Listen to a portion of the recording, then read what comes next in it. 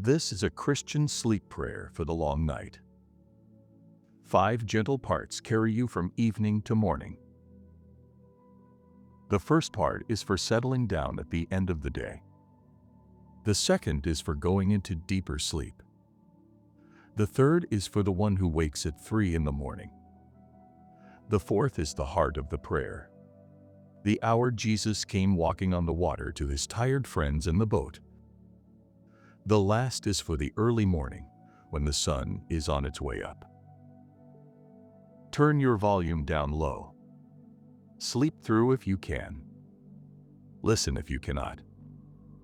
The prayer is for you either way. The first part is beginning.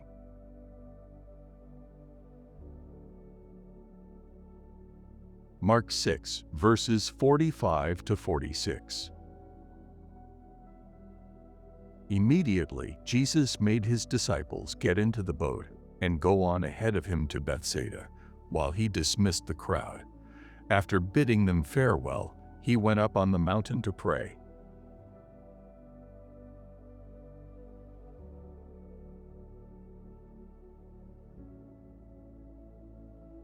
The sun is going down on a hillside in Galilee, and a crowd of 5,000 is making its way home in the long light, full from a meal they will not forget. They had not eaten since morning. They had walked out to find him in the wild place, and they had stayed late listening, and at the end of the day they had been fed from 5 loaves and 2 fish.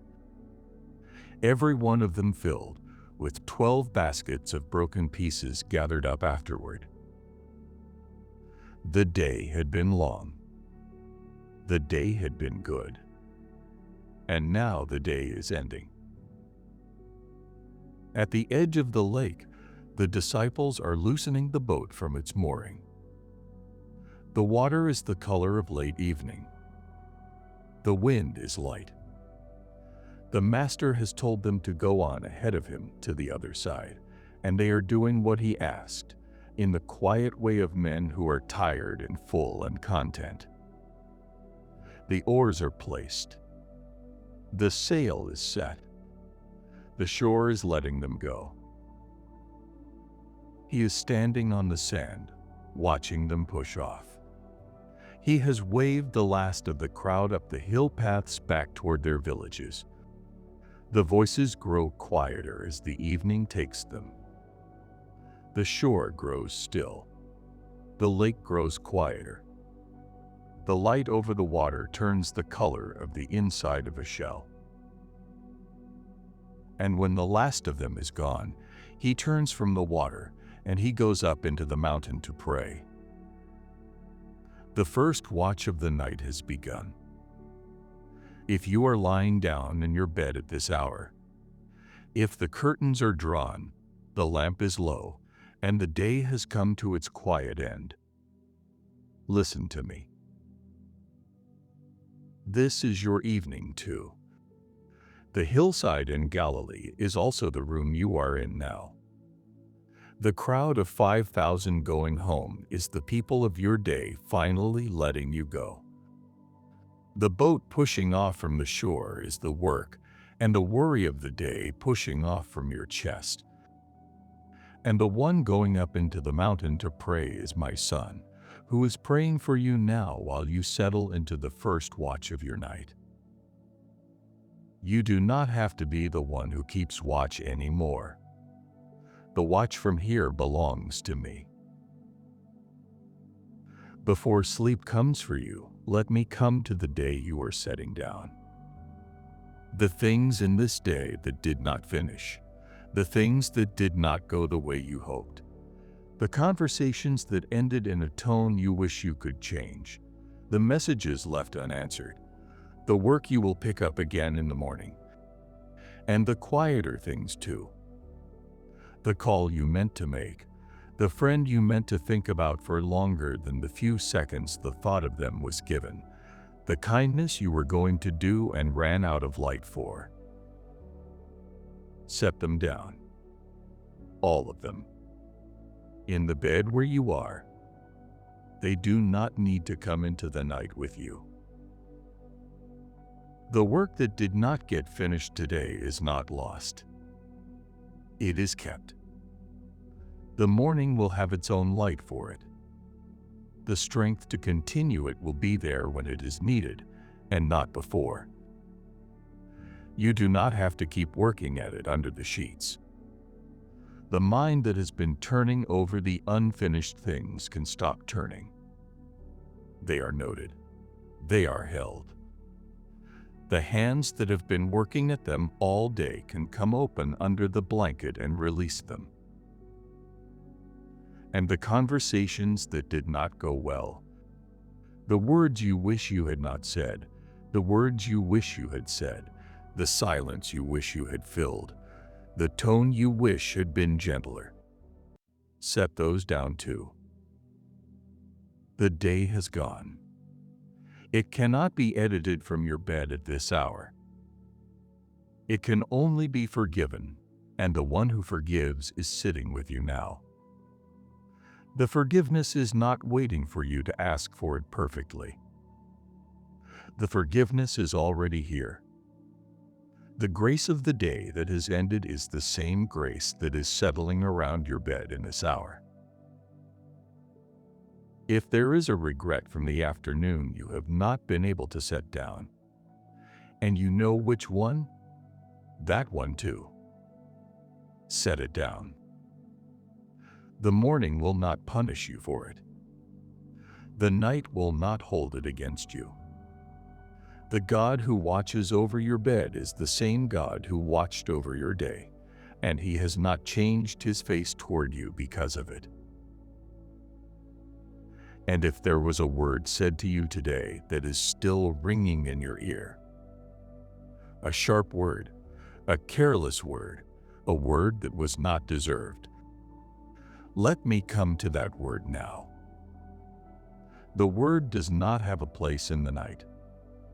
The word does not have a place in your bed. It belongs to the day that has gone, and the day that has gone has no more authority over you than the one who has gone up the mountain to pray. Set the word down. The mouth that spoke it does not get to decide what your night sounds like. My voice does. And the body that has been spent today, the ache in the lower back from sitting too long, the tightness across the shoulders from the screen, the pull in the legs from the standing or the walking, the tiredness behind the eyes, all of it is permitted to be in the bed with you and to come down. The body has spent itself in the work of the day. It is permitted to rest now. The healing of the body's quiet aches is a healing that comes in the night without your supervision. Sleep will do its quiet repairing. The morning will find a body softer than the one that lay down. And while you are setting the day down, let me tell you what I am doing on the mountain in this hour. I have climbed the path away from the shore. I have walked up to the place where the lake becomes a thin line below, and the boats become specks, and the lights of the villages on the far side become single points. I have walked up to the place where the one who has been moving through crowds all day can be alone with the Father. I am praying. I am praying through the first watch and into the watches that come after. I have not gone to the mountain to be away from the boat or the lake or the room you are lying in. I have gone to the mountain to pray for them. The praying is what I do in the night. The praying is the watch I keep over you while you settle into your sleep. The prayer being prayed on the mountain holds the night together. Every watch from here until the morning is held inside it. The first sleep of your evening, the deeper sleep that will come later, the dreams of the small hours, the moments you may stir and turn under the blanket, the morning that will arrive without your supervision. They are all inside the prayer being prayed on the mountain right now. Your name is in that prayer. It has been in it since the day you came to me. The mountain prayer is older than this evening. It is older than this year. It is the long prayer that has been spoken over your life since the day you were given to me, and it does not stop in the watches when you cannot hear it. It is being prayed for you now. You are not unprayed for in this watch. You are not outside the mountain's reach. The room you are lying in is held within the prayer that began on a hillside in Galilee long before this calendar was written, and that has not stopped being prayed since. And the disciples in the boat, the men I sent on ahead at sunset, they are also inside the prayer. They have been told to go before me to the other side, and they are doing it under the prayer of the one who is climbing the mountain to pray for them as they go. They are not setting out alone, despite there being no one with them in the boat. That is also true of you in this hour. You are being sent into the night. You are not setting out alone. The one who knows the route the night will take is the one who is praying for you as you set out into it. The mountain prayer is not only for you. It reaches into the rooms around yours too. In the rooms of your home where other people are sleeping or trying to sleep, the partner beside you, or the child in the next room, or the parent down the hall, or the ones whose breathing you can hear from another floor of the house. The mountain prayer is going over them as well. The same evening that is folding itself around your bed is folding itself around theirs. The same Christ praying on the mountain is praying for them. And the loved ones who are not under your roof, the ones in other houses, other towns, other countries, other beds you cannot picture, the mountain reaches them too. The ones you have not spoken to in some time, the ones you have prayed for so long you do not always remember to mention them by name. The ones whose situation has been grieving you in the slow hours of the day. They are not outside the mountain. They are inside the prayer being prayed in this hour. And the ones who are awake when they would rather be asleep. The new mothers walking a baby across a dark room. The night workers driving home or driving in. The grieving ones who have been sitting up because the bed feels too quiet. The ones whose mind will not lie down once the body has. The mountain prayer reaches them too. The first watch is not only for the ones whose eyelids are closing. It is for the ones whose eyelids are not. The same Lord is sitting with them, in the boats they are rowing, while He is sitting with you in the bed you are settling into. The body that has carried this day for you can come down now. The shoulders can find the pillow. The neck can stop the long work of holding up the head. The jaw can soften. The hands inside the blanket can come open in their own time, finger by finger. The chest can let the long breath go. The belly can come down. The legs can grow heavy on the mattress. The feet can be finished with walking for one day. And the breath. Just the breath now. You have been on your feet for many hours. The body has been at its work for a long time. It has earned its rest. No more walking to do until the morning. Sink into the bed the way the lake sinks into evening. The water at the shore is finishing the last movements of the day, and the light on the surface is turning to silver, and the boats that are still on it are drifting now without rowing. Sink that way, without rowing. The mind can quiet too. There is nothing the mind has to solve before sleep. The mind has its maker's permission to be still. The thoughts that have been coming and going all day can come and go more slowly. The thoughts that try to repeat themselves can be set down on the bedside table beside you. They will be there in the morning if they are still needed. Most of them will not be.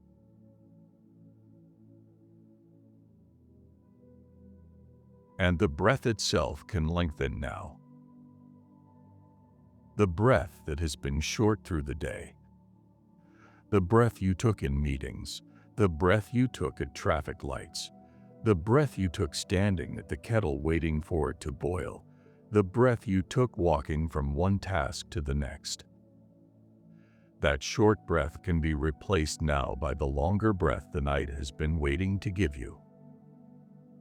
Long breath in. Long breath out. Slow, without effort. The chest that has been guarding itself can soften under the blanket. The breath does not need to be performed. The breath is a gift the body knows how to receive. The Lord who put the first breath into the dust of the man in the garden is the Lord who is putting this breath into you in this hour. And with each long breath out, a little more of the day goes. With each long breath in, a little more of the night comes. There is no rush in this exchange. The breath knows the rhythm. The body knows the rhythm. The Lord who made both breath and body knows the rhythm best of all, and is keeping it for you. So, beloved, listen. Lay it down. The day is finished. My son has gone up the mountain for you. 3 sentences for the watch you are entering. The first watch of the night. Lay it down, because you have been holding this day for many hours, and the holding's finished now. The day is permitted to rest in my hands. So is the next day. So is the week that has not begun. The hands that have been holding can come open under the blanket. There is room in my hands for everything you have been holding since morning. Lay it down.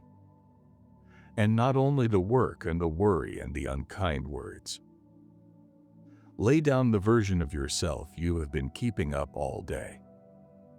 The version that had to be put together, the version that had to be on, the version that had to be the one with the answer or the one with the kindness or the one with the strength. That version of you is not who you have to be in this bed at this hour. The version of you who is loved by me is the version of you lying in this bed right now, with the day taken off and the night coming on. The day is finished, because the day was given a number of hours and it has used them. The day did its work. It carried what it carried. The unfinished pieces of it are not your responsibility through the night. They have been set on the morning's plate. The morning will pick them up when the morning comes. You only have to lie still while the night does its quiet work over them. The day is finished, and the next day has not begun. The next day is not your responsibility either, in this hour. The next day will be there when its turn comes. The grace for it will arrive on the day, the way the manna in the wilderness arrived in the morning, and not the night before. You cannot store grace for tomorrow tonight. You only have to receive the grace that is being given to you now, which is the grace of being able to lie down. My son has gone up the mountain for you, because the prayer that holds your night is being prayed on a mountain you cannot see from your bed by the one who has not stopped praying since the disciples pushed off from the shore. The prayer is for you. It is being spoken for you. The mountain holds the watches of the night together, and the one on the mountain is keeping the watches himself. You do not have to climb the mountain to be heard. The climber has gone up for you. You only have to lie still in the bed below and let the prayer being prayed there reach you. It will reach you. It is reaching you now. The first sleep is moving toward you now. It is coming the way evening came to the lake. Not all at once. Slowly. The long light is folding itself away. The body is sinking deeper into the mattress. The breath is finding its longer rhythm. The eyelids are heavier than they were a few minutes ago. You do not have to make sleep come. Sleep is not yours to make. Sleep is given. It is given by the Lord who made the body and the night and a rhythm between them. You only have to receive it. You only have to lie still in the bed and let the gift land. If sleep does not come quickly in this watch, that is not a failure. The mountain prayer holds the wakeful minutes too. The minutes you may lie in the dark before sleep arrives are not wasted minutes. They are the minutes I am praying through. They are the minutes I am sitting with you for. The watch I am keeping does not require you to be asleep. It only requires me. And I am here. If sleep comes quickly, the prayer continues over you in the deeper hours. If it comes more slowly, the prayer waits with you until it does. Either way, the watch is kept. And while the first sleep is gathering around you, let me speak about the tomorrow that is on its way. Tomorrow is not a day you have to enter alone. The morning is being prepared by the same hands that broke the loaves on the hillside this evening. The cup that will be poured tomorrow morning, the first sip, the first conversation, the first decision. The same Lord who is sitting with you now is already in those quiet things, settling them, blessing them, going ahead of you into them. If there is a meeting on the calendar tomorrow you have been quietly worrying about, if there is a phone call that may need to be made, if there is a difficult thing on a list somewhere that has not yet been done, none of these need to be settled in your bed at this hour. They will be settled in the daylight. They will be settled with the help of the one who has gone ahead of you into the day. You do not have to rehearse tomorrow in this bed. The mind that has been rehearsing it can stop rehearsing. The Lord who is keeping the watches of the night will give you the words tomorrow when the words are needed, and not a moment before. You will not find them in the dark, and the looking would only cost you the rest the night was meant to give you. Sleep and rise, and meet the morning when it comes. And the week that is ahead, the rest of the days waiting in their order. The mountain prayer reaches into those too. The Lord is already inside the days you have not yet lived. They will not catch him by surprise. They will not catch him unprepared. The grace for each day will arrive on the day. None of those days has the power to be more than the grace appointed for it. And the dreams that come in this watch, let me bless those too. The first dreams of the night are often the gentlest. They are the ones the day has not yet had a chance to color. They are the ones that come from the place inside you, where the deeper rest begins. If a kindness comes to you in those first dreams, a face, a place, a memory of being held, a warmth without explanation, receive it as you would receive a gift from a friend who left it at your door. The night gives such gifts. And if dreams come that are not kind, the ones that bring back the things the day did not let you face, those will not have the last word in the dark either. The Lord who watches over the bed watches over the dreams. The dreams do not have authority over the one sitting in the room with you. They will pass. They always pass. The morning will find the heart in better hands than the dream left it. You do not have to manage the dreams. You do not have to interpret them while they are happening. You do not have to wake yourself up to make them stop. The dreams are inside the watch I am keeping. The watch I am keeping is good. What comes inside a watch I am keeping comes under the authority of the one keeping it, and that one is me. There is something else for you to hear before the first sleep takes you all the way under. I know your name. Not the version of your name your colleagues use, or the version your family uses, or the version that gets called out in waiting rooms and on train platforms. The version of your name that I have for you. The name that goes deeper than any of those. The name that has been yours since before you had a face. The name that is on the lips of the one praying on the mountain in this hour. I am praying that name now.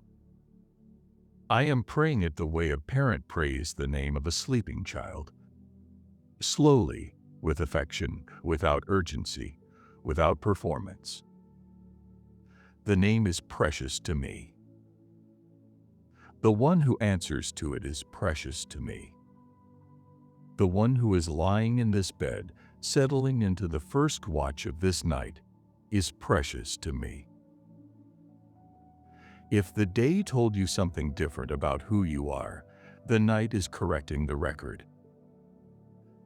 If the week told you something different, the night is correcting the record. The truth about you is not what the loudest voice of the day said about you. The truth about you is the name being spoken over you on the mountain right now. You are loved. You are known. You are kept. And one more time, slowly, in the way the last verse of an old hymn lands when the room is already quiet. Lay it down. The day is finished. My son has gone up the mountain for you. The first watch of your night is settling around you now.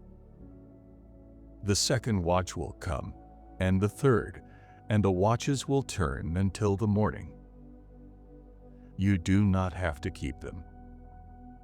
They are not yours to keep. The one on the mountain keeps them. This watch is the watch of settling. It is the one you are in now. The body is coming down. The mind is coming down. The day is coming down. By the end of this watch, the body will be deeply at rest, the mind will be quieter than it has been for hours, and the day will have set fully into the evening behind you. You do not need to think about what comes after. The next watch will receive you the way the lake receives the boat. Quietly, without fuss, without your having to do anything. The transition between the watches is not a transition you have to manage. It is a transition I manage. The boat I sent on ahead at sunset crossed from one watch into the next without asking the disciples for any extra rowing. The crossing was mine to handle. So is yours. Sleep into this watch as a child sleeps into the arms that are holding it, without watching the arms, without checking. Trusting that the arms have been there for the whole evening and will be there for the whole night. The arms have been there for the whole evening. They will be there for the whole night. The lake is darker now. The boat that was pushed off at sunset has moved out toward deeper water. The mountain rises behind it, and the one praying on it has settled into the long prayer that will hold the night. In your room, the lamp is lower than it was when this prayer began. The breath in your chest is longer than it was. The body has come further down into the bed. The day has receded behind you to a distance that cannot reach you anymore. You are inside the first watch. You are held by the mountain prayer. The night is not yours to keep. The night is being kept by the one who has gone up to pray for you. Sleep now. The day is finished. The mountain is praying. The first watch is yours to rest in.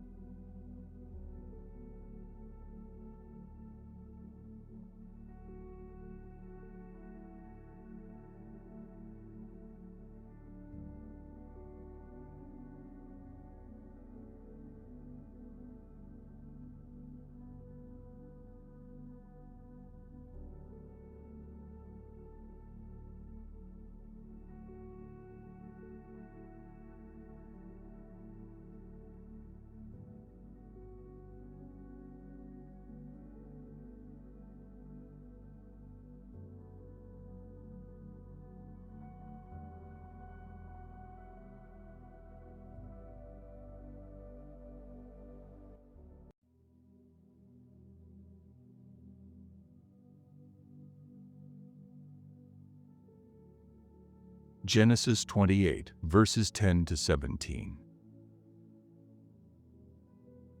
Meanwhile, Jacob left Beersheba and set out for Haran. On reaching a certain place, he spent the night there because the sun had set. And taking one of the stones from that place, he put it under his head and lay down to sleep. And Jacob had a dream about a ladder that rested on the earth with its top reaching up to heaven, and God's angels were going up and down the ladder. And there at the top the Lord was standing and saying, I am the Lord, the God of your father Abraham, and the God of Isaac. I will give you and your descendants the land on which you now lie. Your descendants will be like the dust of the earth, and you will spread out to the west and east and north and south. All the families of the earth will be blessed through you and your offspring. Look, I am with you, and I will watch over you wherever you go, and I will bring you back to this land. For I will not leave you until I have done what I have promised you.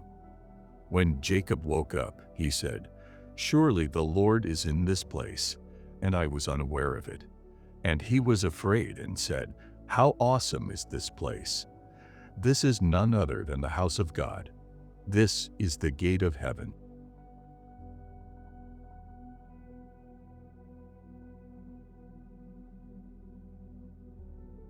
There is a thought that has been with you on a long evening once, that you have never told anyone.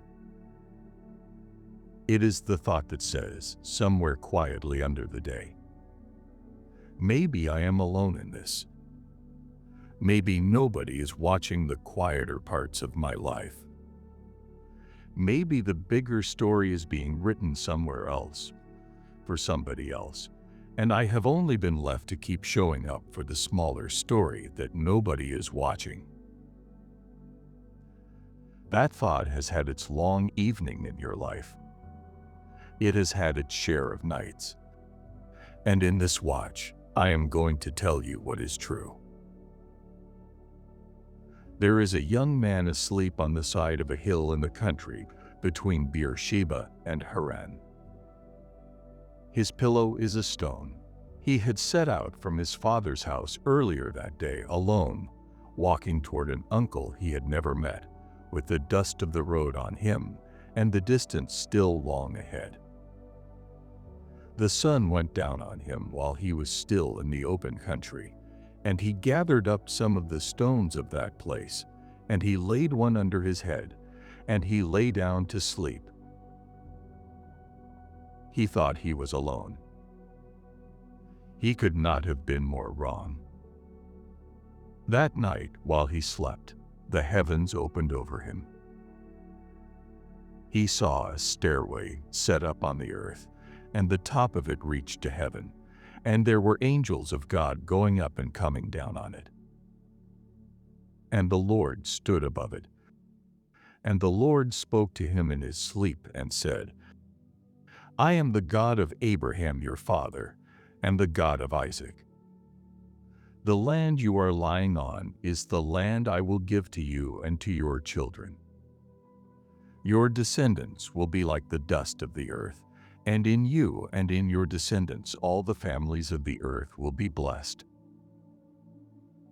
And then the Lord said this to him. Listen to it slowly. I am with you. I will keep you in all the places you go. I will not leave you until I have done what I have spoken to you of. The man on the stone pillow heard those words while he was asleep.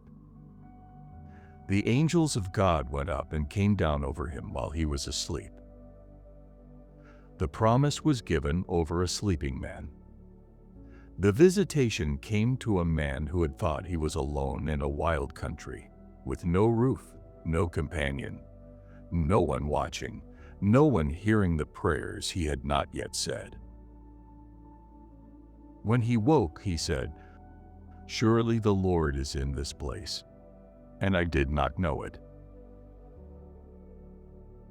Beloved, listen to me now. The same Lord who came to the young man on the stone has come to your bed in this hour. I am the Word who was with the Father before there was a hillside or a stone, and I have come into the night to keep you. The room you are lying in is that place. The bed you are lying on is that stone. The hour you are entering is the hour the heavens open over the head of a sleeping man. The watch you are entering is not a watch where you are alone. It is a watch where the ladder has been set up, and the top of it reaches to heaven, and there are angels of God going up and coming down over the place where you are sleeping.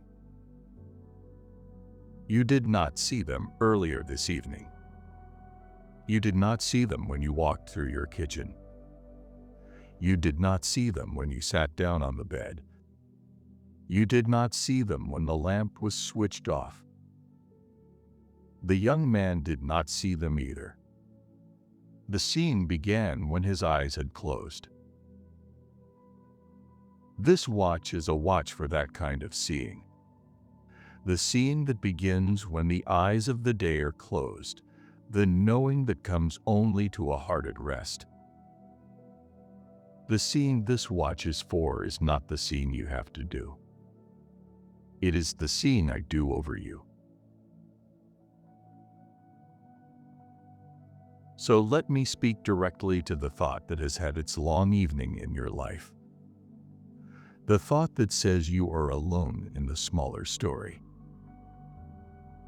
That thought is not the truth about your life. It has been a long visitor in your house, but it is not the host. The host is me. And the host has been at the door of your room every night you have been here, and at the door of every other room you have ever lived in, and at the door of every house you have stayed in for an evening before moving on to the next. The angels going up and coming down over the young man on the stone were not put on duty for him only the night he saw them.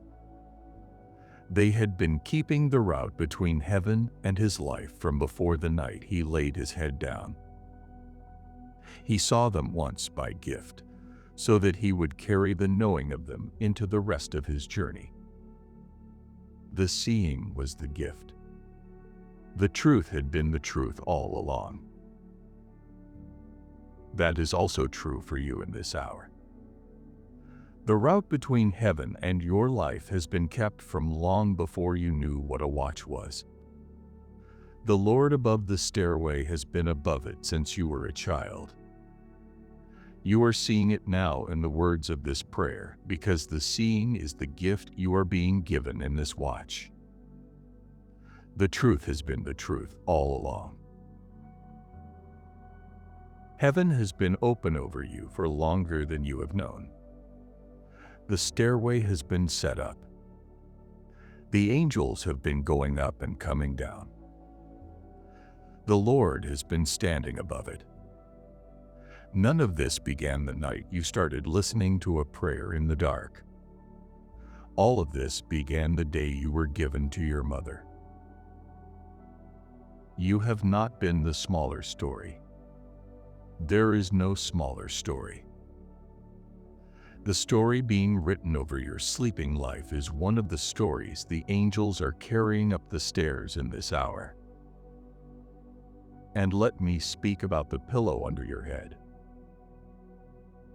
The young man on the hillside chose a stone for his pillow because there was no softer thing within reach in the wild country he was crossing. The stone was hard. The night was cold. The road behind him had been long. He did not have the comfort of a bed in his uncle's house yet, and he did not have the comfort of his mother's house anymore. He was between two homes, with a stone for a pillow and the open sky for a roof. Some of the watches of your life have had stone pillows in them too. The night before the difficult day. The week between the leaving and the arriving. The season when the comfort of the old place was already gone, and the comfort of the new place had not yet come. The chapter when there was no soft thing within reach. The years when the road behind seemed long and the road ahead seemed longer. I have been with you in those watches. The stone pillows of your life are not stones I have been absent from. The hardness under your head, in the years it was hard, was the same hardness I was leaning down close to. I do not visit only the soft beds. I visit the stone pillows too. The visitation in the wild country was for a man whose head was on a rock. Not in spite of the rock, but at the rock. The rock was where heaven opened. The rock was where the ladder was set. If there has been a season of stone pillows in your life, recent or long ago, let me put a word over it now. The hard nights of your life were not signs of my distance. They were signs of the place I was about to open heaven over. The hardest nights of my children's lives have always been the nights I have stood closest. That has been true since the wild country between Beersheba and Haran. It is true in this hour too. The first watch of your night has finished its quiet work. The body has come down. The breath has lengthened. The day has receded behind you. And now this watch, the second, is for the deepening. The first sleep was the gentler sleep at the surface. The sleep this watch carries you into is the deeper one underneath. In this deeper sleep, the body does its longest repair. The cells that have spent the day in the quiet wear and tear of being alive begin their renewing. The mind that has carried the day's input lays it down in patterns that will make sense in the morning. The heart that has been pumping at the rhythms of waking moves into the slower rhythms of the deep night. None of this requires you to do anything. The deepening is given to you. The body knows it. The maker of the body is keeping it. Sink another layer down. The mattress is permitted to take more of your weight. The pillow is permitted to take more of your head. The blanket is permitted to settle more of itself around your shoulders. The room is permitted to grow quieter than it was when this watch began. The night is permitted to do what the night does. The body has the Maker's permission to be deeply at rest. The mind has the Maker's permission to release the rest of the day. The heart has the Maker's permission to find the slower rhythm the deep watch was made for. None of these things require effort. They require only the receiving of a gift the night has been waiting to give. And here are the 3 sentences for this watch. Listen. You are not alone in this place. Heaven is open over you. Sleep into the promise. 3 sentences. For the watch you are in. You are not alone in this place, because the place you are sleeping in is not as empty as the room looks. The angels of God are going up and coming down over the room. The Lord stands above the stairway. The mountain prayer is still being prayed. The boat sent out at sunset is being held inside the same prayer that holds you. You are inside a great company in this hour, as the young man on the stone was inside a great company without knowing it. The room is full of what the eyes of the day cannot see. You are not alone in this place, and this place is not too small for heaven to open over.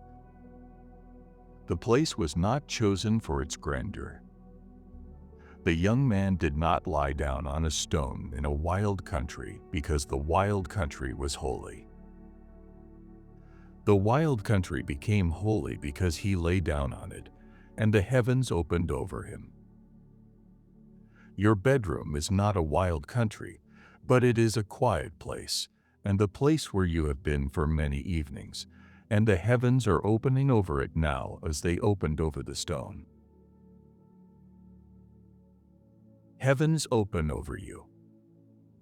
Because what was opened in the dream of a sleeping man has not been closed again.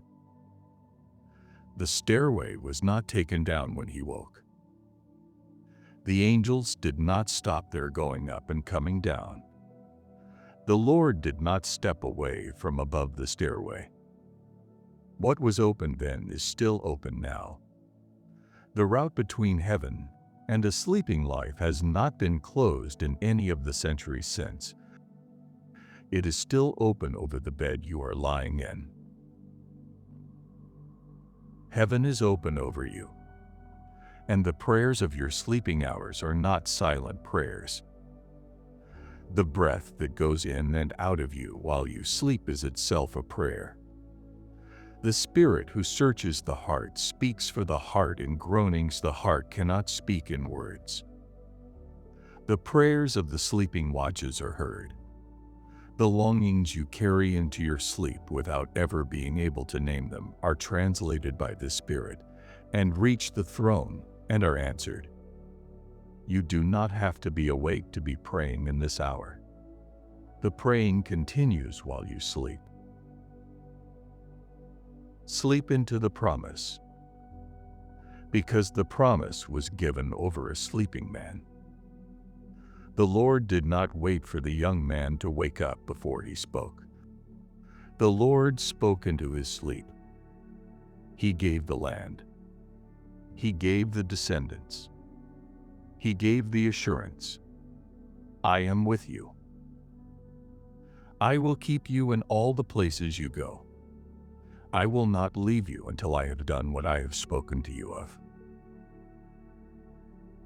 Sleep into the promise, because the same Lord who spoke to the young man on the stone has spoken the same word in his Son to those who have come to him. The writer of Hebrews carries Jacob's word forward across the long generations and lays it on every one of my beloveds. I will never leave you nor forsake you. I am with you. I will keep you in all the places you go. The places you went today, the places you will go tomorrow, the places you will go in the year ahead, the places you will go in the years after that. I will keep you in every one of them. I will not leave you until I have done what I have spoken to you of in my Son. There is a what I have spoken over you that I have not yet finished doing. I have said in my word that the work I began in you will be finished until the day of Christ Jesus. The road of my beloveds ends at a Father's house with rooms already prepared. The image you are being formed into is the image of my Son.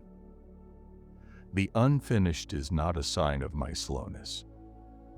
It is a sign that I am not yet finished. I do not leave a promise half done.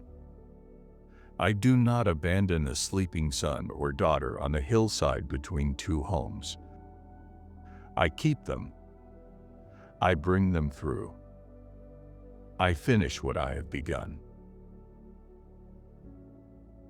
So, in the deepening of this watch, let me put a hand on the things in your life that are not yet finished. The healing that has not yet been completed, the relationship that has not yet been mended, the door that has not yet swung open, the dream that has been deferred for so long that you have begun to wonder whether you imagined it, the son or daughter who is still on a road between two homes and has not yet come back, the hope you set down a few years ago because the holding of it was costing too much. None of these are abandoned by me, None of these are forgotten. None of these have fallen out of the prayer being prayed over you in this watch. The unfinished things are inside the same promise. They are the what I have spoken to you of. They are the reason I will not leave you until they are done. And the long road you are walking, the road between the home you have left and the home you have not yet reached, whatever that road is in your life, that road also is held inside the promise. You will not be on it forever. There is a Bethel ahead of you. There will be a place where the heavens open over you again, and you will know what you did not know on the way there. That I was with you the whole time, that I had not left you, that I was keeping you in all the places you went. I do not know how else to say it. I will say it again in the morning. And the blessing that was spoken over the young man on the stone, listen to how it has reached you. In you and in your descendants all the families of the earth will be blessed. That word was given to a man on a hillside, but the reach of it was longer than the man on the hillside could see. It reached forward across thousands of years until it arrived at a hill called Calvary, where the true seed of Abraham brought the promised blessing out to all the families of the earth, including the corner of the earth your family came from, the family that gave you to your mother's mother, and the long line that runs back behind you into countries you have never seen. The blessing has reached you in my Son. It has run down the generations through him, and now it rests on the bed where you are lying, held in the hands of the one in whom every promise of God is yes and amen. The blessing does not stop at you either. It runs forward from you as well.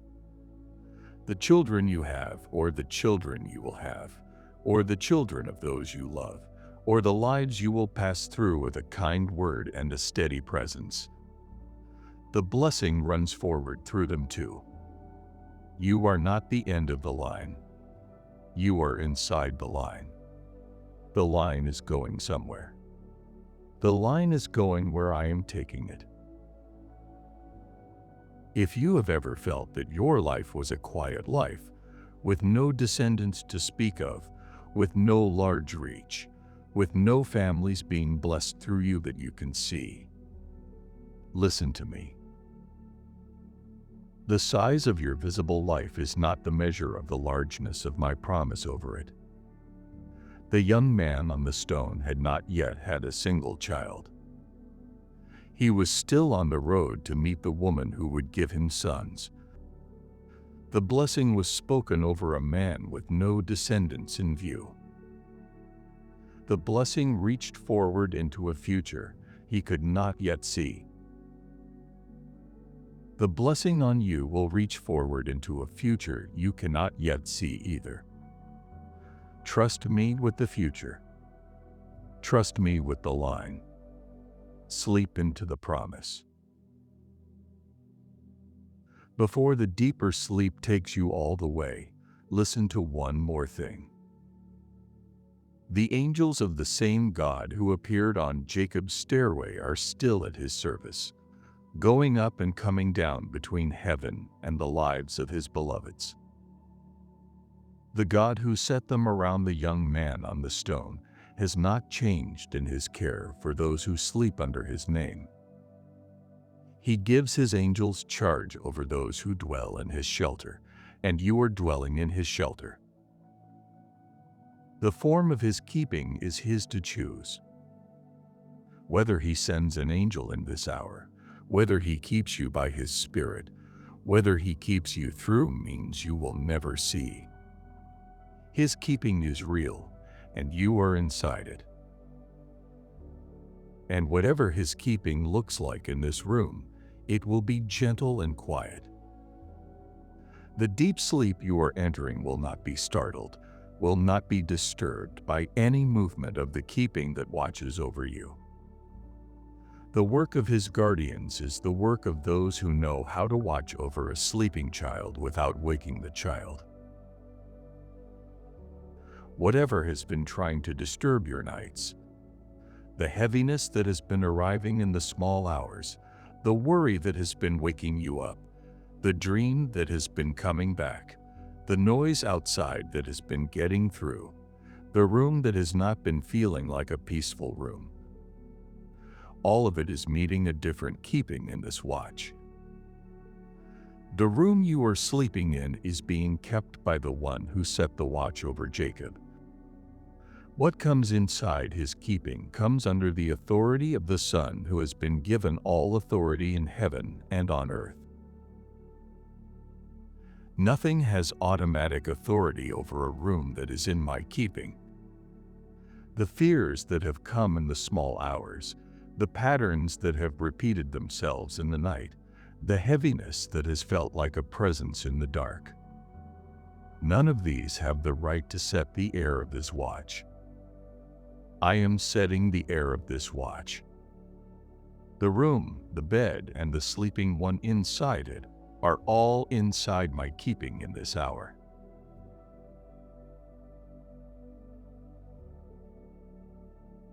And one more time, slowly. The way the same words spoken twice settled deeper than they did the first time.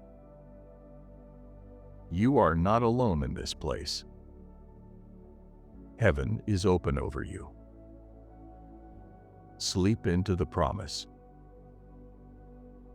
The dreams that come in this deeper watch will be different from the dreams of the first sleep. These dreams come from further down in the sleeping life. A few will arrive in image and color and leave only a feeling behind by morning. Others will pass without your being aware of them at all. And a small number, perhaps, will be the kind the Spirit uses to speak to his children in the night.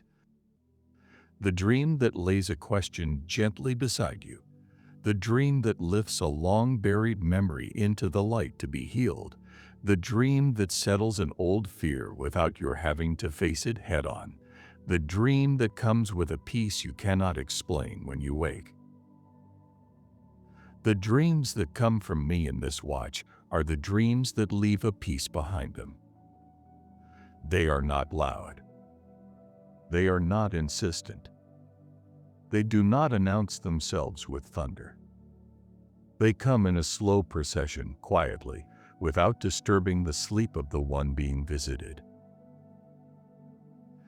If a dream like that comes for you in this watch, you will know it most clearly in the morning, by the peace that lingers after you have forgotten the picture. That peace is what the dream was carrying. The picture was only the wrapping. The peace is the gift. And the dreams that are not from me, the dreams the body sometimes makes from a stomach that is too full, or a worry from earlier in the day, or a noise that has reached you from the street. Those dreams cannot reach the keeping I have set over this watch. They will pass. They have no authority in this room. The room is being kept by the one who appointed the watch. 2 more watches of the night lie ahead of this one. You do not have to think about either of them. The deepening watch will hand you over to the watches that come, and you will be carried from one to the next without effort, in the way the young man on the stone was carried through the long hours of his sleep without knowing he was being carried. All the watches of the night are kept by the same Lord. The first one began in the evening. The second one is the one you are in. The watches after this one are also mine. There is no transition between them you have to manage. There is no handover you have to make. The watches are mine to hand over from one to the next. You are mine to carry. Sleep deeper now. The body is ready. The mind is ready. The heart is ready. The keeping is set. The promise is over you. The Lord is above the stairway. There is nowhere safer than the bed you are in, nowhere more watched over, nowhere more held inside an open heaven. If your eyes have not yet closed all the way, let them close all the way now. If your breath has not yet found its slowest length, let it find that length now. The watch is keeping itself. The dream may come. The deeper rest may come. Whichever one comes first, both are gifts the watch is bringing to you. The young man on the stone, when he woke in the morning, gave that place a new name. He called it Bethel, the house of God. He had not known the name of the place when he lay down on the stone. He knew the name when he stood up in the morning. The room you are sleeping in is having a name spoken over it that you may not have heard before. It is the house of God for this night. It is Bethel for these hours. The angels are going up and coming down over it. The stairway is set up over it. The Lord is above it. And in the morning you may not remember what was opened over you in the dark, but you will know it by the peace it leaves behind. That peace is the gift of this watch. That peace will be your morning's evidence that the watch was kept. Sleep deeper now.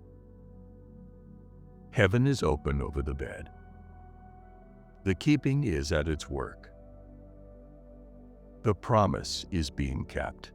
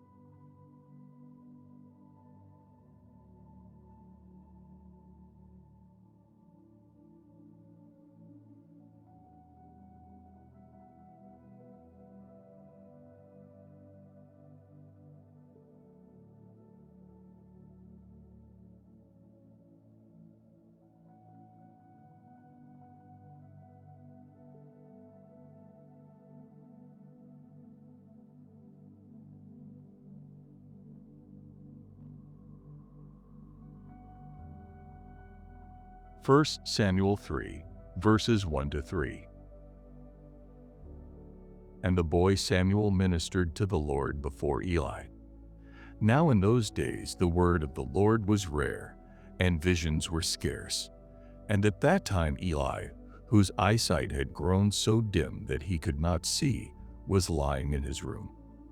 Before the lamp of God had gone out, Samuel was lying down in the temple of the Lord, where the ark of God was located.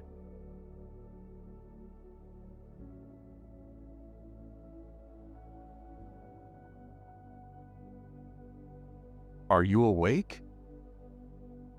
It is all right if you are.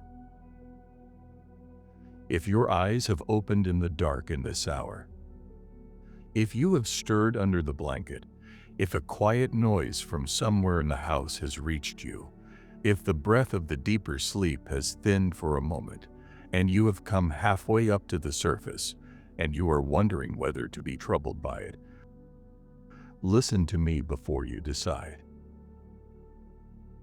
This stirring is not a problem. This stirring may be a calling.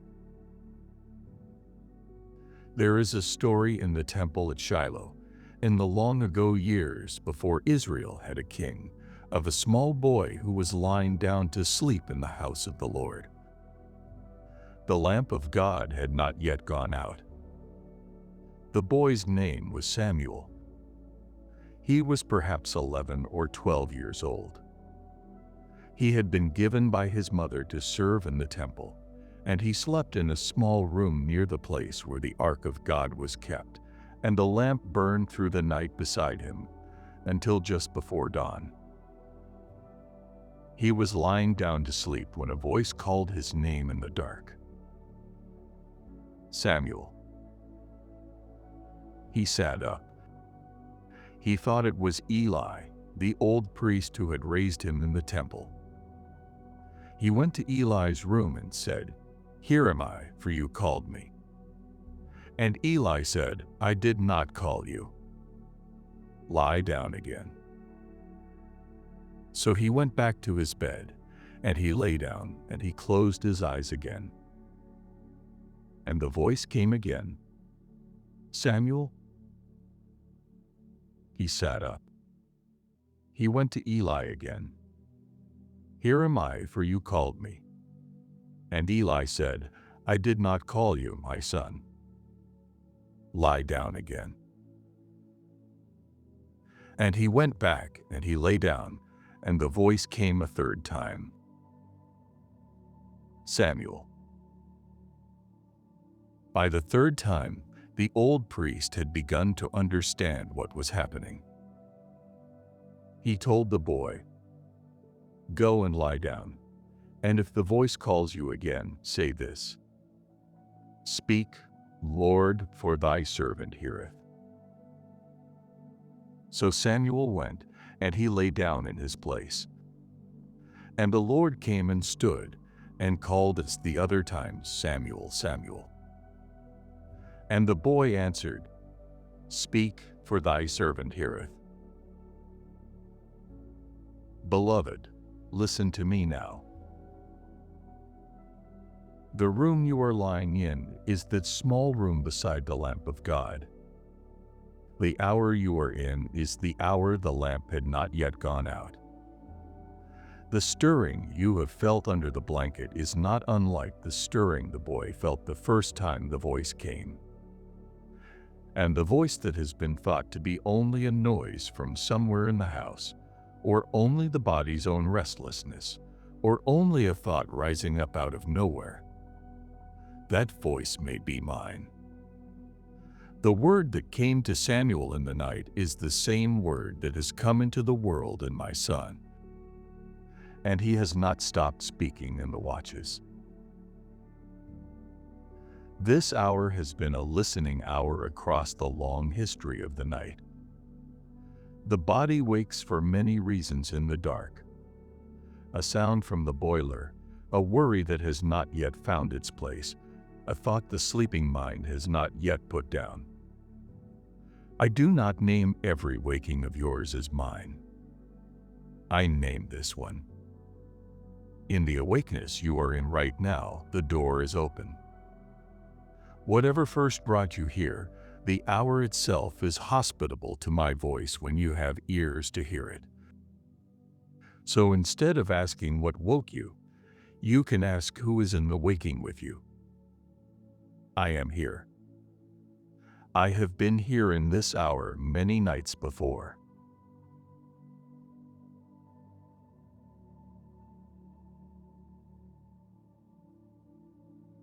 I am calling you by name.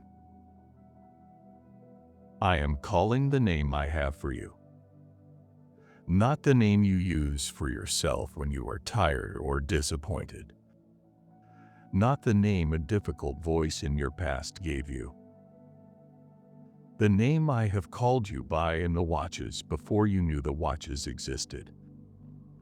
The name that is on my breath in this hour while the lamp has not yet gone out. This is the watch I have been calling that name across. So before you wonder whether to be frustrated about being awake at this hour, let me put a different word over your stirring. The stirring is not a sign that the night has been lost. The stirring is not a sign that your body is broken. The stirring is not a punishment for the cup of coffee at 3 in the afternoon, or the worry that came in at the kitchen table this evening, or the late conversation, or the screen, or any of the everyday reasons the morning will try to tell you woke you up. The morning's reasons are not always the deepest reasons. The deepest reason a faithful soul wakes in the cock-crowing watch is that the watch is the listening watch. This hour has been kind to listening across the long history of the night. The hour the boy in the temple was called, the hour the lamp had not yet gone out, the hour the voice that has been speaking from before the world began comes close enough to be mistaken for something nearer. If you have wondered for many nights why you keep waking around this hour, this prayer is your answer. The hour is hospitable to listening. You have been waking inside an hour that has carried the listening of many of my beloveds across the long history of the night. You are inside that company in this hour. You can answer the way the boy answered. Speak, Lord, for thy servant heareth. That is the answer this watch has been waiting for. That is the answer the boy in the temple gave when the old priest finally understood what was happening. That is the answer that opens the watch for what I have been waiting to say to you. And before you say to me, "But I am not the boy in the temple. I am not a prophet. I am not a priest. I am not someone the Lord speaks to in the night," listen to one more thing. The boy did not know he was a prophet either. The boy was a young servant who took care of the lamps and ran errands for an old priest. He had been taught the chores. He had not been taught the voice.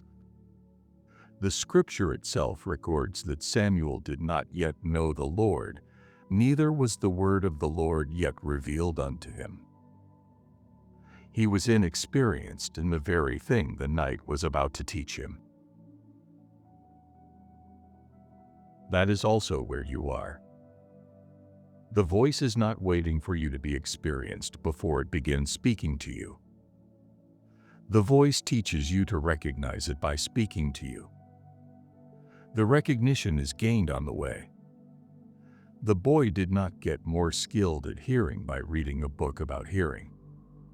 He got more skilled by going back to his bed 3 times in the dark and learning that the voice was real. If you are afraid in this watch that you will hear something I have not said, that you will mistake your own thought for my voice, or that you will mistake my voice for your own thought, let me set that fear down. The Spirit who teaches you to hear is the same Spirit who teaches you to discern. He does not give you the gift of hearing without giving you the gift of discerning. The two come together. He has been giving them to you in increments your whole life. He is giving them to you in this watch too. My voice is the gentle voice. My voice is the voice that does not condemn. My voice is the voice that quiets the heart instead of speeding it up. My voice agrees with the Scriptures. My voice does not contradict the kindness I have shown you in the years you have known me. If a voice in the dark contradicts my kindness, that voice is not mine. The voice that is mine sounds like the voice that has loved you since you were a child. You will recognize it the way the boy recognized it on the third call, with the help of the priest who had been taught it before him. And the company of the wakeful in this watch is greater than you know. The new mothers walking babies across dark living room floors at this hour. The night nurses moving from bed to bed in hospital wards in the long quiet between rounds. The drivers on long roads with the radio low. The widow lying on a side of the bed she has had to herself for a year now, hearing the clock on the landing. The teenager who fell asleep early and has woken up too early and is reading something on a screen under the duvet. The student who has been writing late and has just lain down, and the old man down the road who has not slept properly in many years and is sitting on the edge of his bed waiting for the kettle to be late enough to boil. They are inside this prayer too. The Lord who is sitting beside your bed is the Lord of every wakeful one in this watch, the one whose presence reaches each of them in the way each of them needs. The listening watch has always been hospitable to those awake in it, and to the prayers their wakefulness can carry. None of them are awake by accident. None of them are forgotten by the one who is called the cock-crowing watch, the listening watch. The hours from 1 in the morning until the cock crows are the hours I have always reached the wakeful ones in. They have always been a company, and you have always been one of them on the nights you have been awake. The company has been bigger than you knew. So listen, beloved. Here are the 3 sentences for this watch. I am calling you by name. You are not mistaken. Speak. Your servant is listening. 3 sentences. For the listening hour. The watch where the lamp had not yet gone out. I am calling you by name, because you are not a number on a list to me, and you are not a face I am trying to place from somewhere. The name is precise. The name belongs to no one else but you. The voice that is calling it knows the difference between the way the name was spoken when you were a child, the way it has been spoken across the years by the people who have loved you, and the way it is being spoken in this watch by the one who gave the name in the first place. The same voice that gave the name is calling the name back to itself in the third watch. I am calling you by name, and the calling is not a summons to a difficult task. It is a summons to listen. The boy in the temple was not called in the night to be put to work. He was called to lie down again and to answer. The first thing the calling asked of him was the answering, not the doing. The doing came in the years afterward. The first night, the first watch, the first call, that was for the listening only. That is also true of the call you are hearing now. The call is for the listening. The doing has its own watches. This is not one of them. This watch is for the answering. Speak, your servant is listening, and for the receiving of what is said. You are not mistaken, because the stirring you have felt is real. The waking was not random. The hour was chosen. The voice that has been calling for some time, and the night I have appointed for the recognition is this one. The instinct that something is happening is correct. The mind that has been wondering whether to dismiss it can stop wondering. The watch is real. The Lord is in the watch. You are not mistaken, and you are also not behind. The boy in the temple did not understand the voice on the first call, or the second, or the third. He was not a slow servant for that. He was inexperienced. The night was teaching him. The same is true of you. If you have been late to recognize the calling in your own watches over many months or many years, you are not behind. You are inexperienced in something the cock-crowing watch is teaching you. The lateness is not a failure. The lateness is just the place you are starting from. This is the first call you have answered. That counts. That is enough. Speak. Your servant is listening. Because the answer the boy gave is the answer the watch has been waiting for. The watch does not want a complicated prayer. It does not want an explanation. It does not want a list of requests. It wants the simple sentence the boy gave in the dark. Speak, for thy servant heareth. That sentence is the door of the watch. When that sentence is spoken, out loud or in the heart, or only as the willingness of a sleeping body, the door opens. What is being said on the other side of the door begins to come through. And what I want to say to you in this watch is not a long word. It is a short word. The short word is this: I love you. I have always loved you. I have not stopped loving you in any of the watches you have lived through. I am not loving you because you have done well. I am not loving you less because you have done less well. I am loving you the way I have always loved you, which is the way the Father loves the Son, and the way the Son has loved you since before the foundation of the world. That is the first word of the watch. Hear it slowly. And here is a second word. I am pleased with you. I know that may sound difficult to receive in the dark of an early morning hour, when the long list of the things you wish you were doing better is the list closest to the surface of your mind. The pleasure I take in you and my Son is not a pleasure that depends on the list. The pleasure the Father takes in His own is the pleasure a parent takes in a sleeping child, for whom no condition has to be met. Because the conditions were met by the Beloved on a hill outside Jerusalem, long before this hour.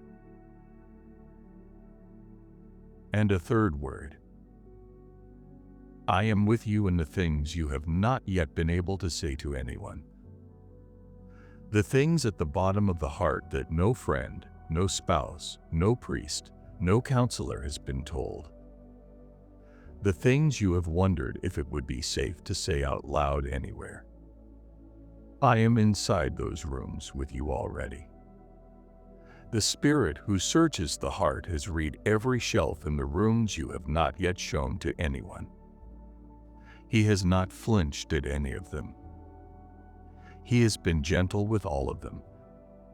He is the one who has come into the cock-crowing watch with me. And a fourth, if the watch is willing to hold the fourth. The Spirit who searches the heart has been at work in you longer than you know. He has been the conscience that pricked when an unkindness was about to leave your mouth, the witness within when scripture you read in passing came back at the right moment, the gentle pull toward the prayer you would not have prayed without it. I will not flatter you that every quiet thought you have ever had was mine. The word is my word. The conscience the Spirit has trained in you is the place I most ordinarily speak. Test what you hear. Stand it next to the word. See whether it draws you toward me or away.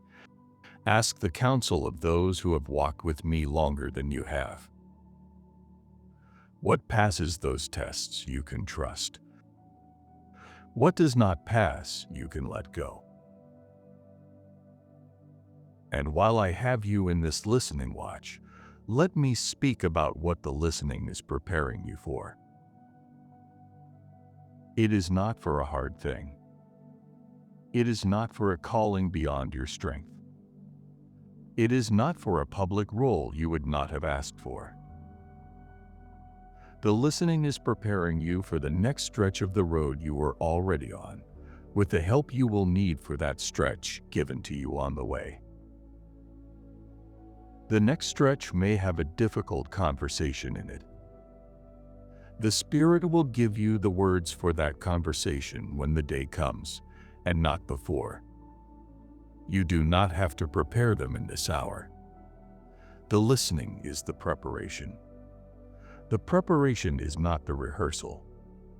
The preparation is the receiving. The next stretch may have a decision in it that you have been delaying. The decision will become clearer in the light of the days ahead, in a way it has not become clear in the worry of the days behind. This hour is preparing the inside of that decision before you can see it. The work I am doing under the surface is not slower than your listening. It is slower than the day is willing to be. The next stretch may have a season of greater rest in it than you have allowed yourself for some time. In this hour, the body is learning a depth of rest the schedule of the day rarely lets it reach. The body listens too. The body's listening is part of what the night is keeping for you. The next stretch may have a season of greater fruit in it than the previous stretch held. Under the soil, the seed hears the word that calls it to begin sending up its first green. You may not see the green for several mornings. The seed has heard. The growth is starting under the ground. Much of the under-the-ground work in the lives of my beloveds happens in this hour. And now, with the listening done, the watch is going to hand you back into the sleep that comes between this hour and the morning. If you have been only half awake during this watch, you may already be drifting back. If you are more fully awake, that is fine too. The Spirit who calls in the watch is the same Spirit who hands the listener back into sleep when the listening is finished. You do not have to do anything to receive the next sleep. The sleep is being given. The body that has stirred can come down. The mattress will hold what you place on it. The blanket has not changed. The bed is the same bed. There is no urgency in returning to sleep. The watch will receive you back at the pace your body is willing to find. The boy in the temple did not stay up all night after the Lord had finished speaking to him. He lay down until the morning. He waited to tell what he had heard until the morning called for it. The cock-crowing watch is not a watch that demands you remain awake afterward. It is a watch that hands you gently back into the sleep of the watch that comes after it. And the words I have spoken in this watch will not be lost in the next sleep. The Spirit keeps the words. The Spirit makes sure the words are still in you when you wake up in the morning, in the ways you need them to be, in the moments you need them in. You do not have to memorize them. The keeping is not your work. The keeping is His. Once more, slowly. Some words are worth being said twice in the same watch. I am calling you by name. You are not mistaken. Speak. Your servant is listening. The watches that remain between this hour and the morning will not be loud watches. The voice has spoken what the cock-crowing hour was set apart for. The hours after this are for the quiet keeping of what was spoken. The body sinks back. The mind sinks back. The heart sinks back. The Spirit who has spoken is the one who keeps. If you stir again in the hours after this, do not be troubled. The stirring after this watch is the body's small adjustment, not another calling. You may turn under the blanket. You may shift the pillow. You may notice the room is a different color than it was when the watch began. You may hear a noise from outside that the night has not had until now. None of these are the voice. The voice has finished its calling. The room is quiet again. The watch is being kept by the one who appointed it. If a thought comes into your mind in the hours after this, a worry rising up, an old regret turning over, a piece of the morning ahead intruding earlier than it should, let that thought also pass without taking authority. The cock-crowing watch's word is the word of the night. What I have spoken is the word over you for the rest of the dark. The other thoughts can come and go without being given a seat at the bed. The seat at the bed is taken. The one sitting in it is me. And for the one listening to this prayer who has been awake more than asleep at this hour, for whom the night has been a long company of brief wakings, as it was for the boy in the temple, hear this last word. You are not behind on the night. The night does not have a quota. The morning will not weigh how many hours you slept against how many you were awake. The morning will receive you on its own terms, and the rest you have not been able to take in the dark will be given to you in pieces across the day, in the quiet moments I will arrange for you, in the cup of something hot in the kitchen, in the few minutes by a window, in the long breath at the end of an afternoon. The rest is not gone. The rest is being redistributed. And the listening you have done in this watch, the listening you may not be sure you did, the listening that may have been only the willingness to hear, that listening counts. The Spirit measures the willingness more carefully than He measures the result. The willingness was real. The hearing was real, in places where the words did not arrive in clear shape. The watch was not wasted. The watch was kept. In the temple, the lamp of God burned through the night beside the boy until just before dawn. It did not go out in the cock-crowing watch. The watch was held inside its low light. The voice that called the name 3 times called from inside that light. The boy answered from inside it too. The lamp in your room is not a literal lamp.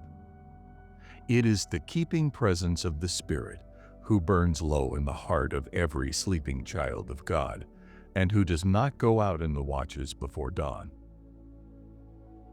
The lamp has been lit in you for years. The lamp has not gone out. The lamp will not go out before the morning.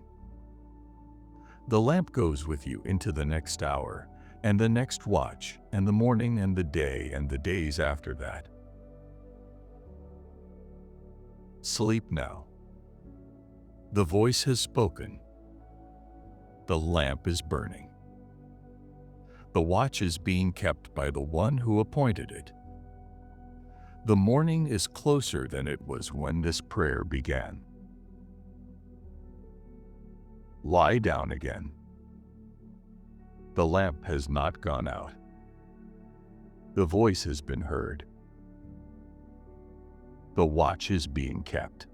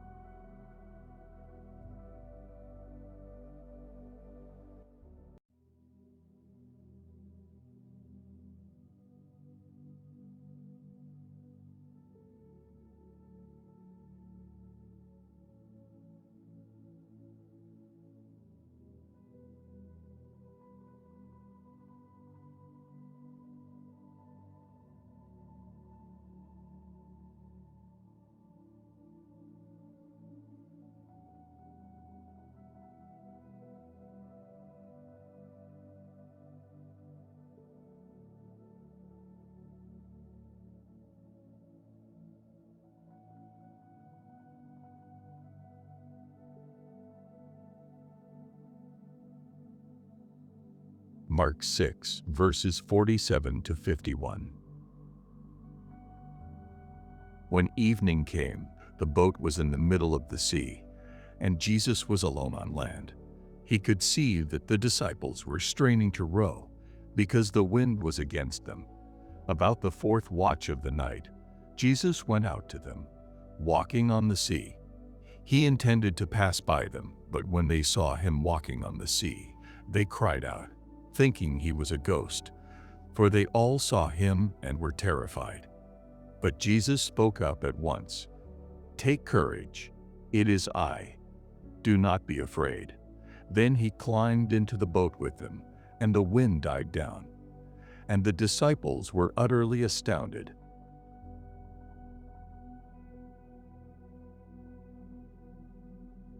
The lake is dark, and the boat is small on the dark, and the wind has been against it for hours.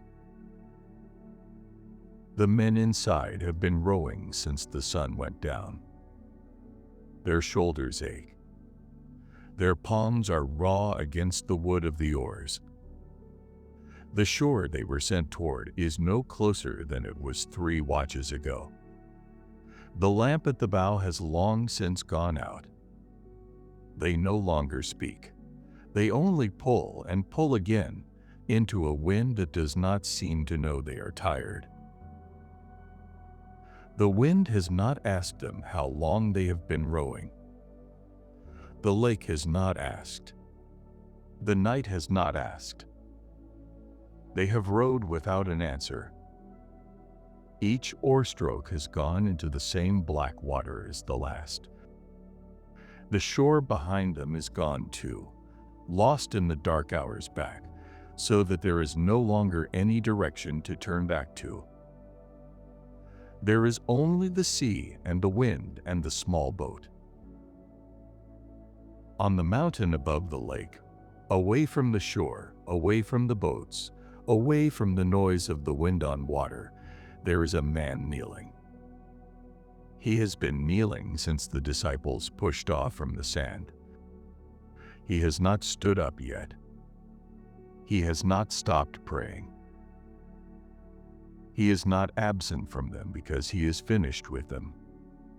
He is praying because he is about to do for them what only the prayer of the sun on the dark side of a hill can do.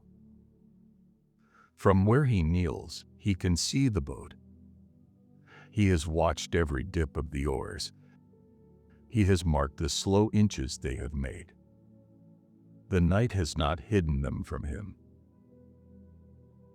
He has spoken their names through the long evening. He has spoken them into the wind from where the wind does not reach him.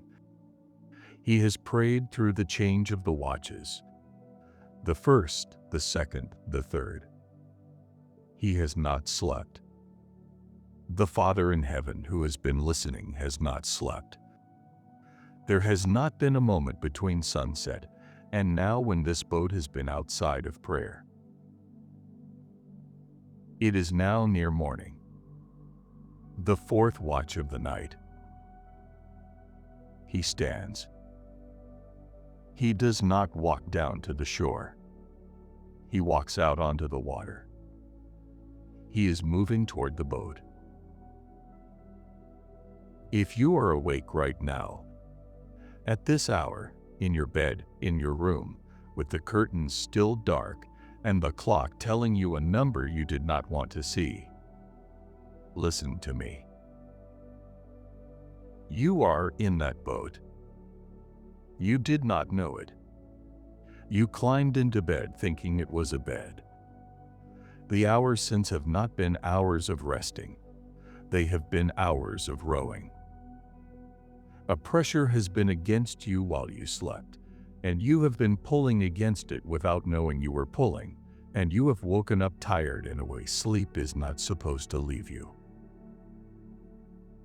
I want you to listen to me speak now in this hour, while it is still dark in your room. The hour you are awake in is not an accident. It is not a punishment. It is not because you did something wrong with the day before. The fourth watch is the hour I come. Not before, not after. In it. I came to them in this hour. I am coming to you in it now. And before I name what is in the boat with you, let me speak first to the heart that has been beating in the dark. The heart that woke before the rest of the body did. The heart that has been carrying its own quiet weather for longer than this one night. The heart that has wondered in the small hours whether it was being heard at all. It has been heard. I have been listening to that heart since the day it first began to beat under your mother's. I know its rhythms, and I know the things it slows for, and I know the things it speeds for, and I know the things it has learned to brace against. I am not new to this heart. I am not surprised by anything in it. I am not waiting for it to be calmer or stronger or more put together before I draw near. The heart that woke you in this hour is the heart I am sitting with now. You do not have to fix it for me to come close. You do not have to slow it down for me to come close. You do not have to be at peace before peace can come. I have come to bring the peace you cannot give yourself. I have come to be the one sitting with the heart that has been carrying too much for too long. That boat you are sitting in has a name, though you do not need to speak it. It is the situation that has not turned the way you hoped, the door that has not opened, the conversation that has not happened, the one you love who is still far from home, the body that has had a warning in it for some time, the bill that came again, the long ache at the bottom of your chest that has worn many names and never quite let you name it. Its name is no secret to me. It has been on my lips on the mountain through this long evening. It has passed into mine, and what is in mine is held. There is a prayer rising in the boat right now over the situation that has not turned the way you hoped.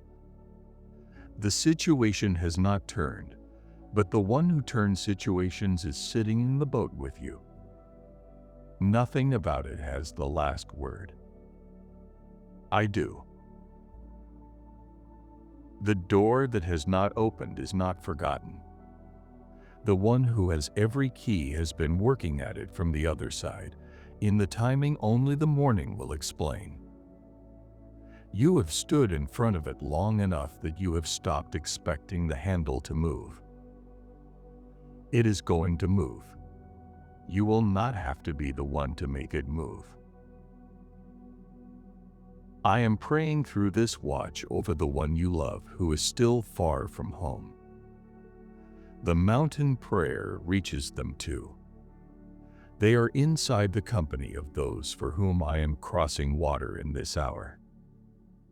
The distance between you and them is not a distance I cannot cross. The prayer that has been said in this room for them, year after year, has not fallen to the floor. It has gone up. It is being answered in a way you will recognize when you see it. For the body that has had a warning in it, and I want you to hear this slowly. I am the Lord who knit those bones and named those cells before they had names. And I am the one who took on a body of my own, who knew its tiredness, its hunger, its grief, and its pain.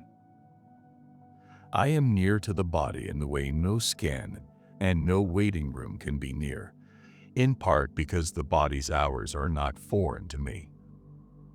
I have lived inside one. The body is not abandoned in this hour. The body is held. The healing that comes is the healing I send. The healing not yet come is the same healing, still on its way. Either way, you are not alone with this body. I am with the place inside it that hurts. I am with the place inside it that is afraid of what the doctors have not said yet. The bill that came again is not unseen. The God who has fed the multitudes with 5 loaves is not new to provision in the 11th hour. The form of the provision is mine to choose, and the timing is mine to set. But the seeing of the bill, the care of the one whose name is on it, and the sufficiency of my care for those who belong to me are all settled. I have set tables in wildernesses. I have set them when there were no fields, no granaries, no harvest in the eye. I will set what is needed for the road you are on, in the shape and the season I know is right. And the long ache at the bottom of your chest, the one that has worn many names and never quite let you name it, I have known it longer than you have. It is not a stranger to me. The one who wept at a tomb in Bethany and sweated blood under the olives in Gethsemane is not a stranger to ache. I am drawing close to the place inside you where it leaves in this hour, while it is still dark.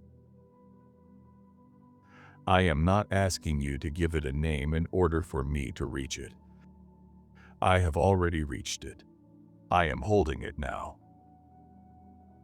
The man on the mountain has been awake all evening, kneeling, speaking your name into prayer.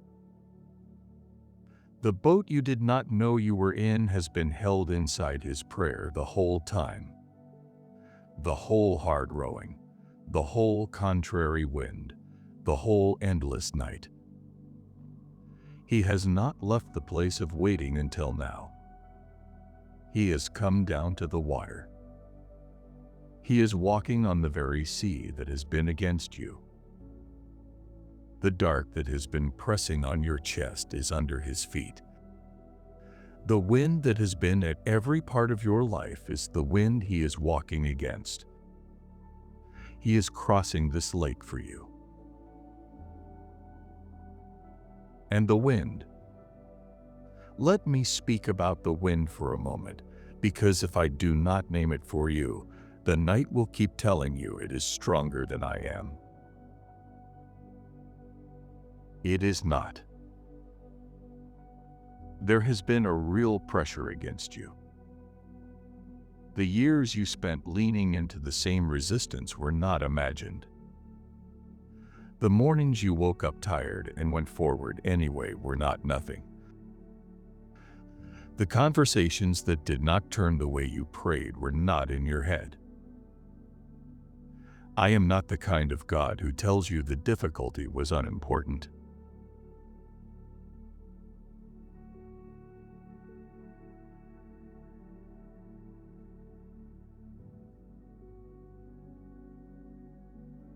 And from my side of the years, the long effort has not looked like failure. It has looked like the steady rowing of a faithful soul through a contrary night. Every pull of the oar has been counted, watched, and will be answered. The wind has been contrary. But the wind does not get to decide where this crossing ends. The wind cannot decide the shore I have set for you at the end of the long sea. The better country the writer of Hebrews wrote of, the city whose builder and maker is God, the home my son went ahead to prepare. I decide that shore. The shape of the crossing is in my care. The calm years and the rough ones, the seasons with wind and the seasons without. Those are not yours to set, and they are not the wind's to set either. But the shore at the end is not in question. The wind that has been against you is a wind I have already walked across. And let me speak now over the years. The years that felt like waste. The years that did not look from the inside the way they will look from the morning side. Those years are not lost to me. They are stored. they are accounted for. There is a ledger of every prayer you thought went unanswered, and not one of them is missing from it. Not the prayer you whispered in a kitchen with no one listening, not the sigh on a long drive that was a prayer too, not the single word in a hospital corridor, not the prayer you gave up on halfway through, not the one you were too tired to finish. They have all been heard. They are all held. They are being answered in my way and in my time. Yes, for some, wait for others, and for a few an answer deeper than the one you asked for, kept for the morning of the better country to reveal in full. None are wasted. The walking on the water in this hour is part of how I am answering them. I am not the kind of God who takes prayer lightly because the one praying is tired. The tired prayer is precious to me. It is more precious than the rehearsed one. The tired prayer was offered without performance. The tired prayer was honest.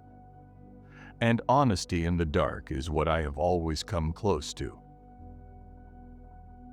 If you have ever wondered whether your prayers reached me, that wondering can be set down in this watch.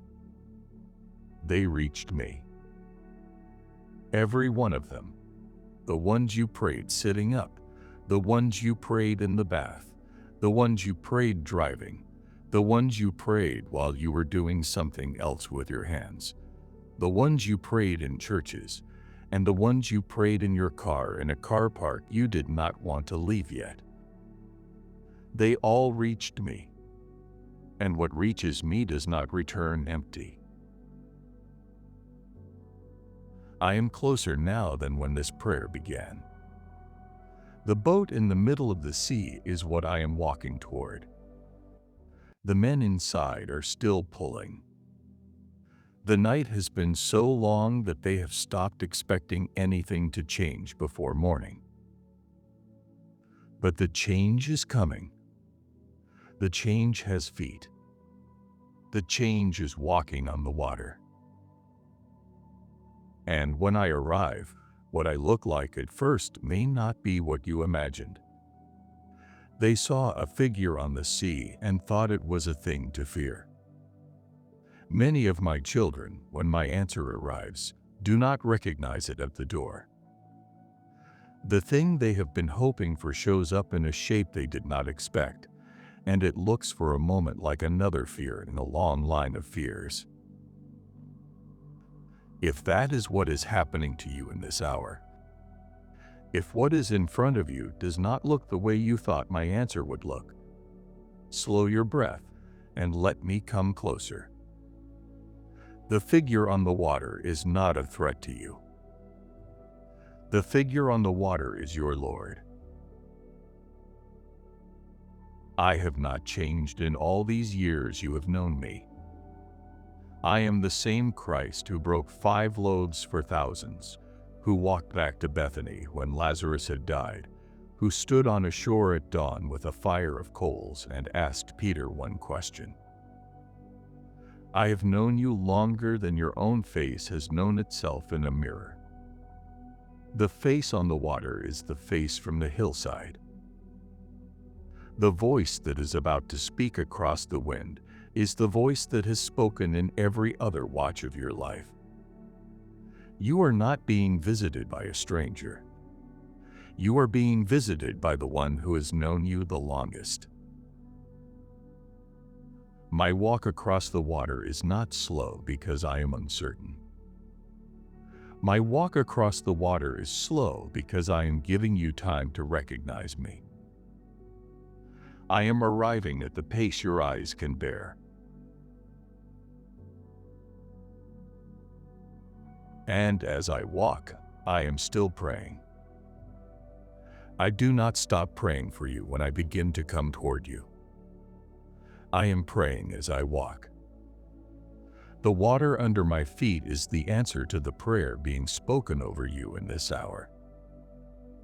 The wind that I am walking through is the wind being silenced by the words being spoken from my side of the lake. If you could hear what I am saying as I walk, and one day you will hear all of it, you would not be surprised by how often your own name has been on my breath. You have not been forgotten in the long evenings or the long years. The ones who have wondered most often whether they have been forgotten are most often the ones who have been most remembered. The mountain remembers, and so does the wind, and so does the water under my feet. And the one walking is remembering most of all. Now I am close enough to be heard. Before my words reach the boat, I want you to know I have not crossed the water in this hour to tell you what you forgot to do today. I have not come to scold you for being awake. I have crossed the water at the fourth watch to come into the boat. When the men in that first boat saw me on the water, they cried out. Their eyes had been straining at the oars for hours, and now their eyes were strained by what they thought they were seeing. They were sure it was a spirit. They were afraid. There was no rebuke from me for that. I did not wait for them to compose themselves before I spoke. I spoke immediately. And the immediacy of that matters for you in this hour. My voice arriving in your boat is not waiting on you to put your fear down first. My voice itself is what puts your fear down. The composure comes after I arrive, not before. Many of my children wake at this hour and lie still in the dark, trying to settle themselves before they will speak to me. They are afraid their 3 a.m. prayers are not the kind I want to hear. They are afraid the tiredness in their voice will make me lean further away. Hear this slowly, in case the night has been telling you otherwise. The tiredness in your voice does not make me lean further away. There is no version of what you would say at this hour that I am not already listening to. The whispered prayer you are holding back right now is the prayer I am already answering. You do not need composure for me to come close. You do not need the right words. You do not need to stop being afraid first. I show up and the fear lets go. That is the order. That has always been the order in the fourth watch. The men in the boat were still afraid when I spoke to them. Their hands were still on the oars. Their breath was still fast and shallow. The wind was still pushing on them. And the words I gave them then are the words I am about to give you now, because they are the words this hour was made for. Before I speak the 3 words this watch was waiting on, let me make a little space for them inside you. The breath you have been holding since you woke can come out now. Not all at once. Slowly, the way you would set down a cup of something you did not realize you had been gripping. The jaw can soften. The hands inside the sheets can come open, finger by finger, in their own time. There is room in you for what I am about to say. There has always been room. The fear has only been making it look smaller than it is. And what he says. Listen. Be of good cheer. It is I. Be not afraid. 3 sentences. In that order. For the hour you are in right now. These are not the words of a Christ on a far page. They are the words of the one who has just crossed the water and is about to climb into your boat.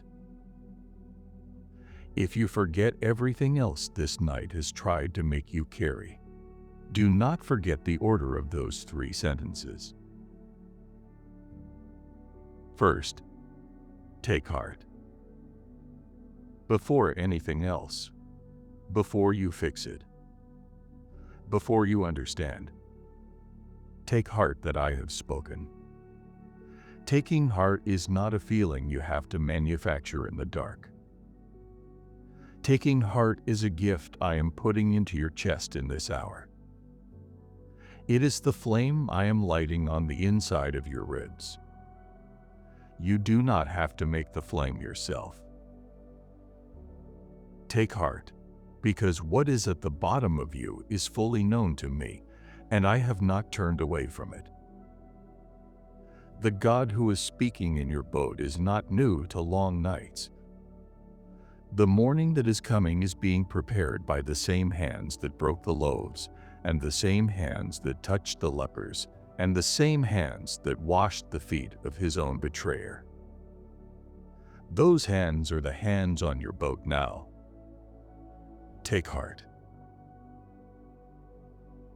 Second, it is I.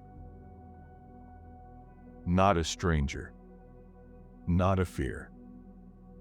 Not the worst voice you have heard from yourself in the small hours. It is I. The one who fed 5,000. The one who walked back to Bethany. The one who stood by the fire at dawn and gave Peter back his name. The one who has known you longer than your own face. The face on the water is the face you have always loved. The face on the water is the face that has been looking at you the way you have always hoped to be looked at. It is I. And I have not come in disguise. I am here as I have always been. The same Lord, the same voice, the same heart toward you that I had on the day you first knew my name. Nothing about me has changed in the years you have been wondering whether I had changed. The years have been long, but the years have not made me distant. The face on the water is the face that has always been on the water. Third, be not afraid. The reason for not being afraid is not that the wind has stopped, or that the situation has changed. It is who is in the boat with you. Be not afraid, because the fear you have been carrying was never the truth about your life. It was only what the wind was saying. The wind says many things in a long night. That you are alone, that the answer is not coming, that the morning will be no different from the night. The wind has been wrong about all of it. The truth about your life is the one sitting in the boat with you, the prayer that has been spoken on the mountain through the long evening, and the love of the one who has crossed water in the fourth watch to come and tell you so. And now I am climbing in. I do not stand on the water and call you to come out to me. I climb into the boat where you already are. The boat that has been fighting the wind all night. That is the boat I step into. The room you are awake in at this hour. That is the room I am sitting beside you in. You do not have to come to me on the water in this hour. I have come to you on the boards. I am inside your waking. I am beside the watch you are keeping, inside the dark curtained room, inside the clock you have been avoiding. The disciples did not have to do anything to make me climb in. There was no apology needed, no performance required, no perfect invitation. The decision to step into the boat was mine.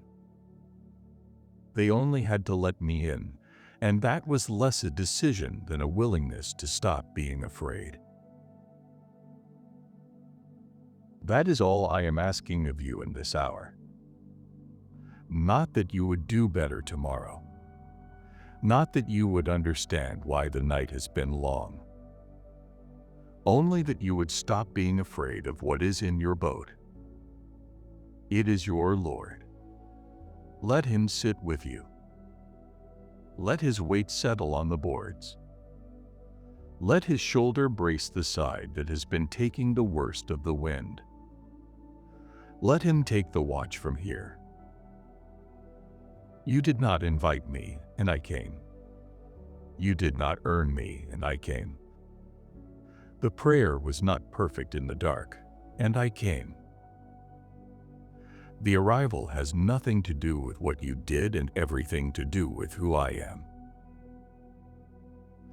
And I am not climbing into the boat empty-handed. What I bring with me into the boat is everything you needed and could not name. I am bringing a stillness for what has not been still in you for a long time, and an answer for the question you stopped asking out loud because you got tired of asking. The one who knows what your face looks like when no one is watching is climbing in beside you. And the weight that can take your weight, so your weight can come down, that is on the boards now too. I have brought the watch with me. The watch the disciples had been keeping alone. The watch you had been keeping alone is now the watch I am keeping. You do not have to keep watch in this hour. The Lord is keeping it. The boat is His. The dark hours from here are His to carry. And when I climbed in, the wind ceased. The wind that had pushed them backward all night, that had felt unbreakable hour by hour, simply could not stay in the same boat as me. Not gradually, not over an hour, but in the moment my weight settled on the boards. The wind had nothing left to say. This is what I want you to carry into your dark room at this hour. The contrary wind has no authority over the boat I am in. It cannot. It has never been able to. It only postures against you when you have not yet recognized that I am beside you. The instant you know I am there, before the full understanding has caught up with the knowing, the wind begins to fall. It does not fall because you fought harder, or because you found the right words, or because the night finally took pity on you. It falls for one reason. It falls because of who is in the boat with you. It has always fallen for that reason. It will always fall for that reason. The wind has only one true Lord, and that Lord is not the night, and not the noise in your head at 3 in the morning, and not the pattern that has felt like it would never break. The wind knows His name. The wind cannot hold its ground against Him in any room He has chosen to enter. He has chosen to enter yours. The contrary thing that has been against you and the matter you have been praying about, that wind in your room, is hearing me speak right now. It is not going to stay where it has been standing. And in case there is a part of you in this hour wondering whether the wind will come back tomorrow, let me answer that now while it is still dark in your room. Whatever wind tries to rise after morning will be rising in a sea I have walked across. It will be rising over a boat I have sat in. It will not have the unbroken authority over you that it had a few hours ago. The boat has changed. The boat has me in it now. The wind, wherever it comes from in whatever week is ahead, will meet a boat it cannot push the way it pushed the old one.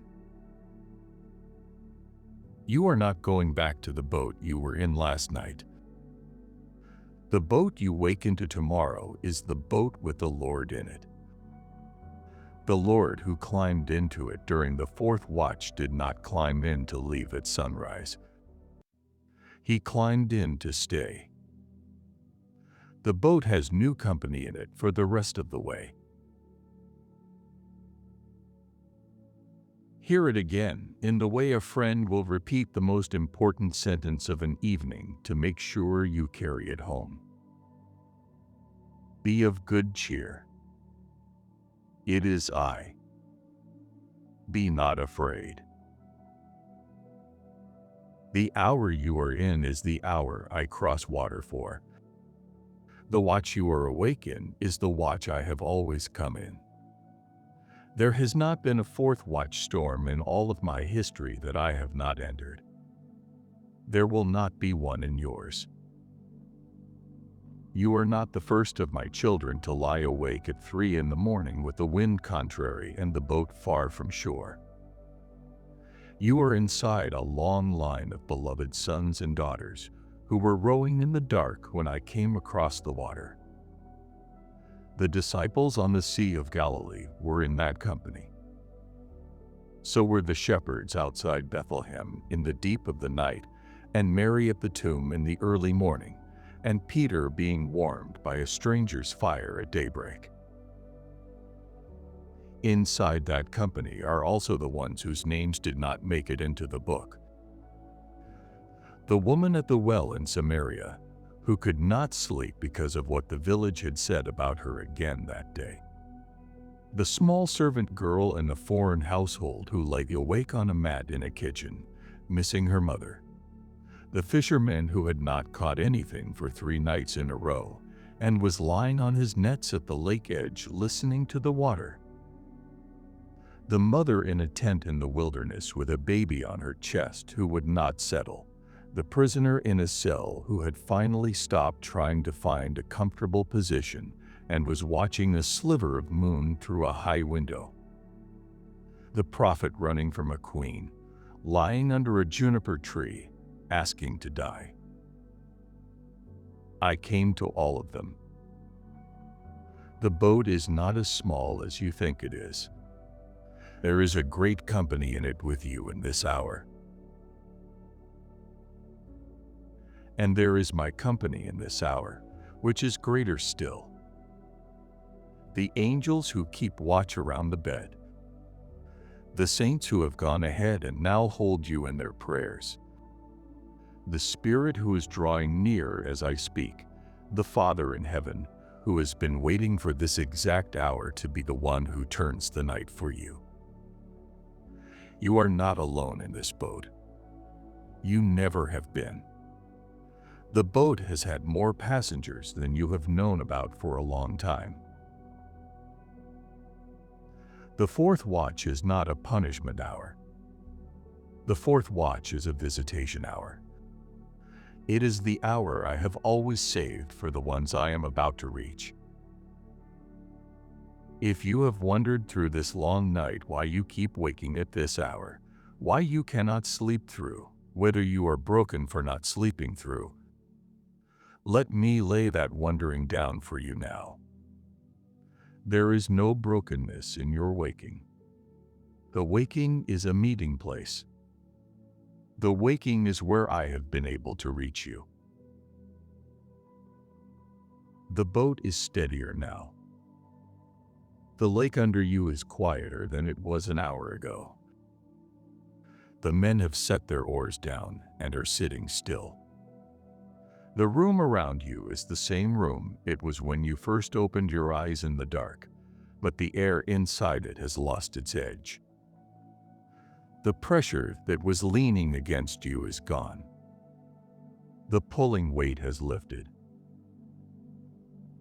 You may not have words for what has happened. You do not need them. I am in the boat. The wind has ceased. That is enough. Your breath can lengthen now. Your shoulders can come down from where they had drawn up toward your ears. Your hands can soften against the sheets. The clock on the table can keep its number to itself. You do not have to keep checking it. The morning will come without your supervision. Whatever you woke up holding, the worry about the day ahead, the conversation you cannot yet predict, the loved one you cannot yet reach, the answer that has not come. None of it is in this boat with us anymore. The wind that was using those things to push you backward has ceased. They may still exist outside the boat. They have lost their authority inside it. The Lord of your boat is not the Lord of an empty calm. He is the Lord of a calm that has come because He arrived. That calm is not borrowed from the wind's silence. That calm is held by the one who silenced the wind. It will hold past this prayer. It will hold past this morning. It will hold for as long as you need it to hold, because it is not yours to keep up. It is His to keep over you. Now let me pray over the body that has carried this night for you. The body is permitted to come down. The shoulders that were drawn up can sit back where shoulders were made to sit. The neck that has been working all night to hold the head can rest now, with the head set down on the pillow without working to be held. The muscles around the jaw can release the grip they have been keeping without your knowing. The fists that made themselves under the sheets can fall open one finger at a time, as slowly as they need. The body can be soft from the chest to the knees. The chest that has been guarding itself can let breath move through it without the wall it has been moving against. I am the Lord who made this body. I am the Lord who has been near it in every hour the body has been afraid. I am near it now. The body is permitted to come down. The heart inside the chest, the one I spoke to first when I came into the boat, can find its quieter rhythm now. It does not have to keep beating the rhythm of a body in a storm. The storm is over. The heart can beat the rhythm of a body in a calm boat with its Lord beside it. Behind the heart, the mind that has been turning over the same hour of the day for the 7th time can stop turning. The thought that has been running on a loop in the dark can be set down on the boards. I will hold it. You do not have to hold it through the rest of the night. The mind can rest. The mind has its Maker's permission to be still. And the eyes behind your eyelids can soften. There is nothing they need to be watching for. The watch is being kept by me now. Lie back into the boat now. The breath in your chest can come the way breath comes when the boat has stopped fighting. There is shore ahead. There always was. You will see it. You do not need to see it yet. You only need to know who is in the boat with you. If your eyes are still open, close them. If they are already closed, let them stay closed. The watch I came in is finishing around you. The hour after this is the morning watch. The hour the women walk to the tomb. The hour the light begins to come into the room without anyone turning anything on. That hour has its own prayer. You will be carried into it without effort. The boat does not have to row to the morning.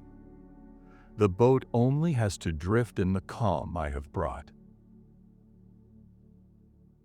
The sky outside your window will do what it has always done. slowly, patiently. The light will come.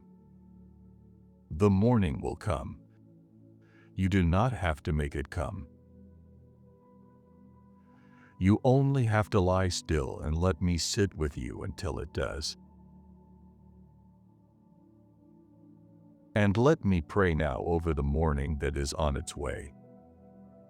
Over the kettle that will boil in your kitchen later, the cup that will be poured, the first sip that will be the first taste of a day I have already prepared, the people who will pass through your kitchen in the morning hours, the ones you live with, and the ones far from you, the conversations of the day that have not yet happened, the work waiting in folders and inboxes and lists, the quiet fears that will try to lean in again before noon, the moment in the afternoon when the energy dips and the old voices try to come back, and the evening, hours from now, when you will pass into another sleep without rowing.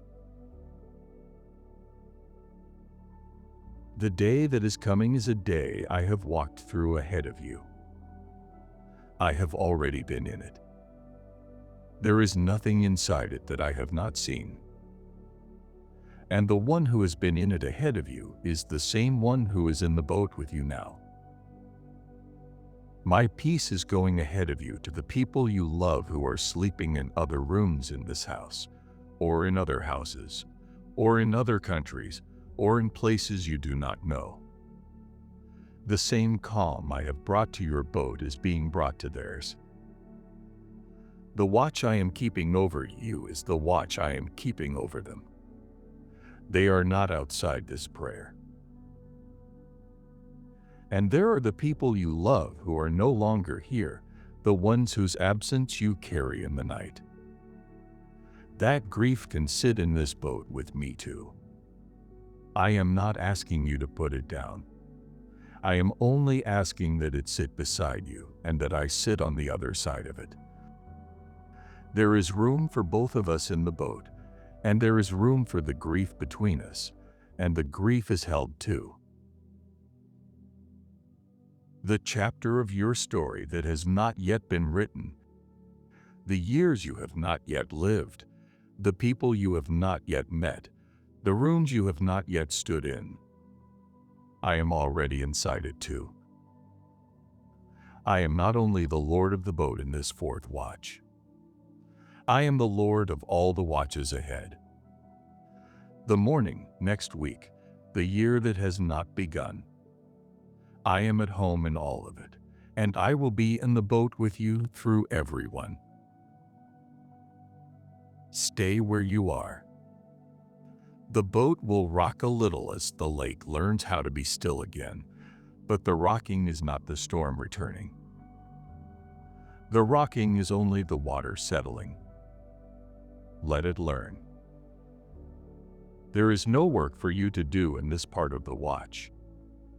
Only the one in the boat with you. The rowing and the earning did not bring me here, and no prayer of yours opened a door I would not have opened.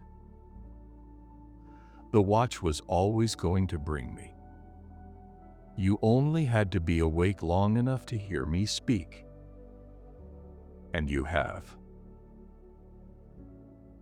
The 3 sentences are inside you now. You will not lose them. They will be there in the morning when you stand up, and again in the kitchen when the kettle boils, and again in the quiet moments later in the day, when a pressure tries to lean against you again, when the doubt that has been familiar tries to take up its old place in your chest. You will hear them again in your own quiet way. Take heart. It is I. Do not be afraid. Now I will sit with you while the rest of the night does its quiet work. The angels who have been on the edges of this hour can come closer now. They have been here all night. They were here before I sat down on the boards. They keep their watches in the way I taught them to. Without noise, without disturbance, without anything that would startle a sleeping child of God. They are around the bed where you are. They have been around it for a long time. The room you are lying in has more company than your eyes can see, and all of it is gentle, and all of it is keeping watch with me. The dreams that come in what is left of this night will not be dreams the wind sends. The wind has gone. The dreams will be quieter. If you remember any of them in the morning, do not be troubled by them. They are only the mind doing what the mind does as the body sinks into the deeper rest. The dreams cannot reach the calm I have brought. The calm is under the dreams. The calm is the floor of this room from now until the sun stands up. If anything reaches your ear in the next hour, it will be the same voice that has been speaking through this whole watch. Gentle, slow, sure. There will be no other voice in the boat with us. The voices that wanted to speak to you in the small hours have already had their turn, and they have nothing left to say in a boat I have sat down in. The voice that remains is mine. The lake is quiet now. The boards under you have settled. The water no longer slaps the side of the boat. The men have set their oars down. The wind has gone the way wind goes when its time is finished. There is a long, unbroken stillness across the surface of the lake, and you are inside it. Somewhere too far for your eye to find it yet, but close enough that the sky is beginning to know it. The morning has started. It does not need to announce itself. It is coming over the edge of the world slowly and patiently, in the way I have always brought the things I bring. You will not need to be awake when it arrives. The watch I came in is the watch I came to keep. The watch after this is the one I have always given to the morning's own quiet hands. You will be carried. Stay in the boat with the one who has come into it. Let the lake learn to be a lake again. Let the dark go gentle around you. The breath in your chest can find the long, slow length the morning was made for. The fourth watch was the hour I came. The boat now holds me beside you. The wind has ceased. The morning is on its way.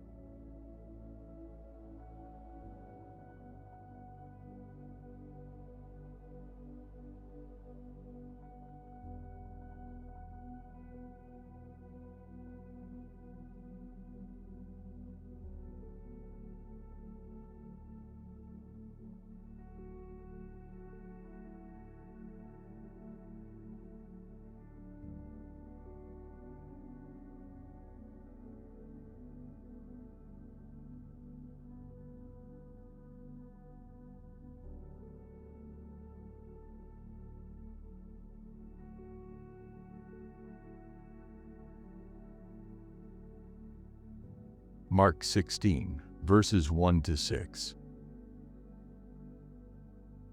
When the Sabbath was over, Mary Magdalene, Mary the mother of James, and Salome bought spices so they could go and anoint the body of Jesus. Very early on the first day of the week, just after sunrise, they went to the tomb. They were asking one another, "Who will roll away the stone from the entrance of the tomb?" But when they looked up, they saw that the stone had been rolled away, even though it was extremely large. When they entered the tomb, they saw a young man dressed in a white robe sitting on the right side, and they were alarmed. But he said to them, "Do not be alarmed. You are looking for Jesus the Nazarene, who was crucified. He has risen. He is not here. See the place where they put him.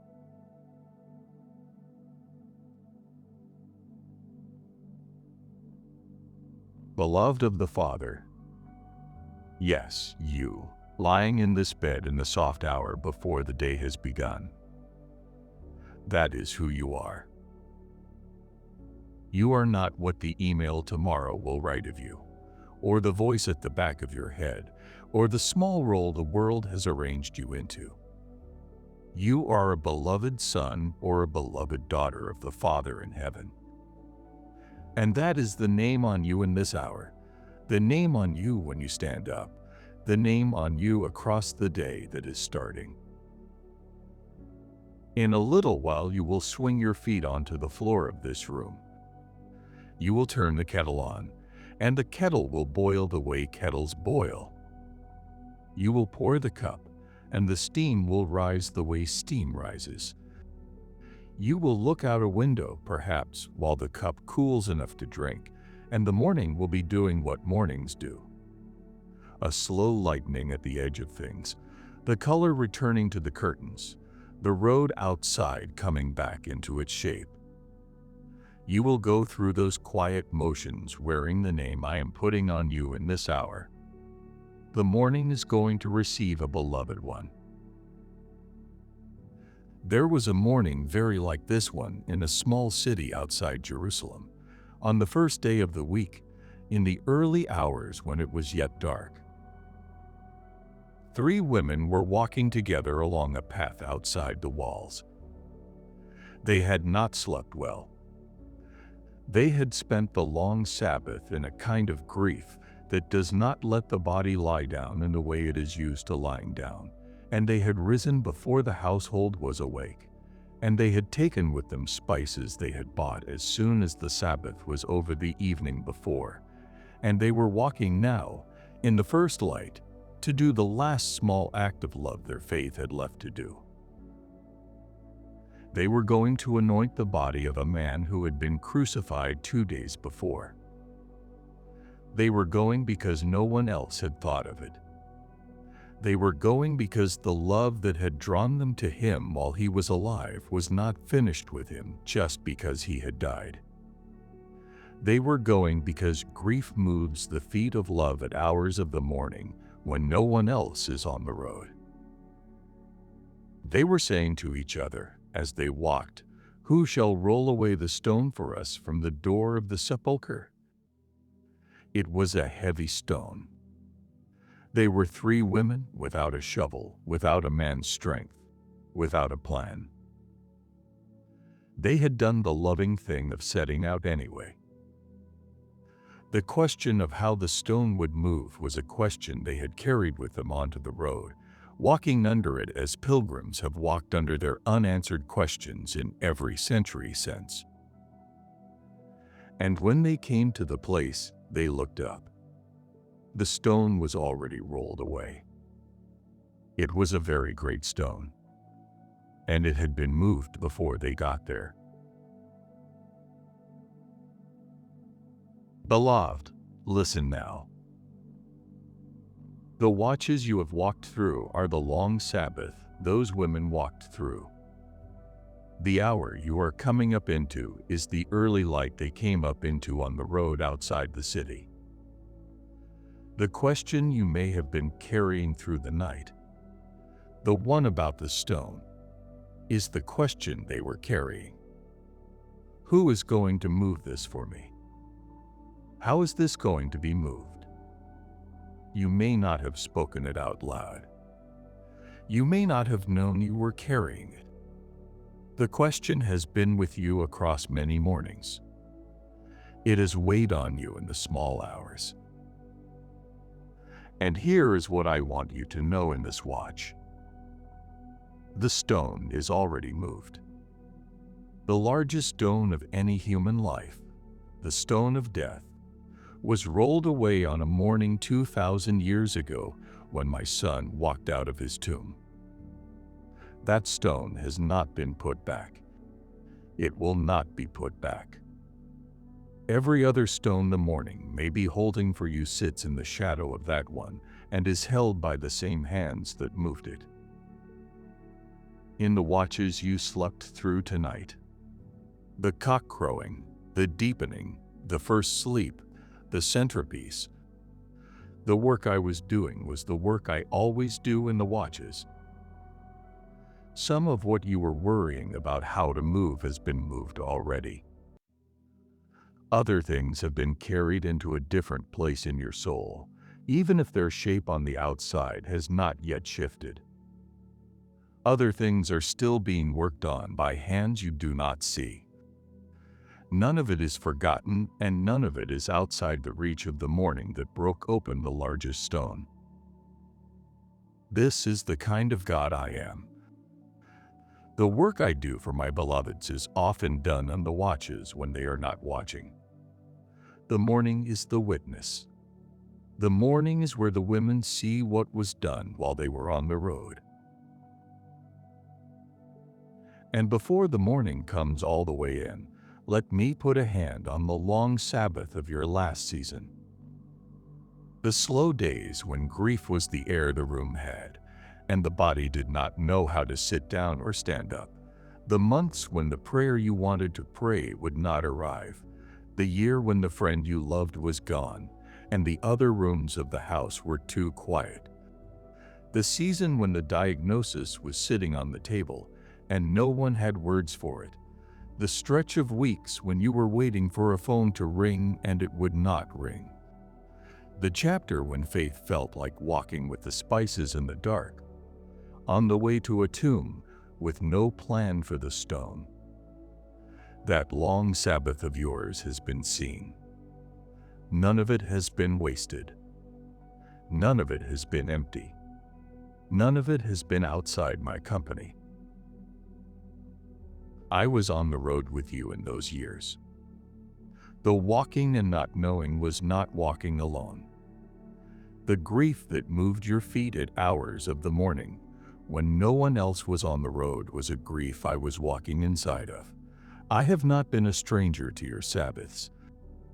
I have been a companion in them. I am the one who slept in the boat through the storm. I walked beside the two on the road to Emmaus when grief was still on their faces.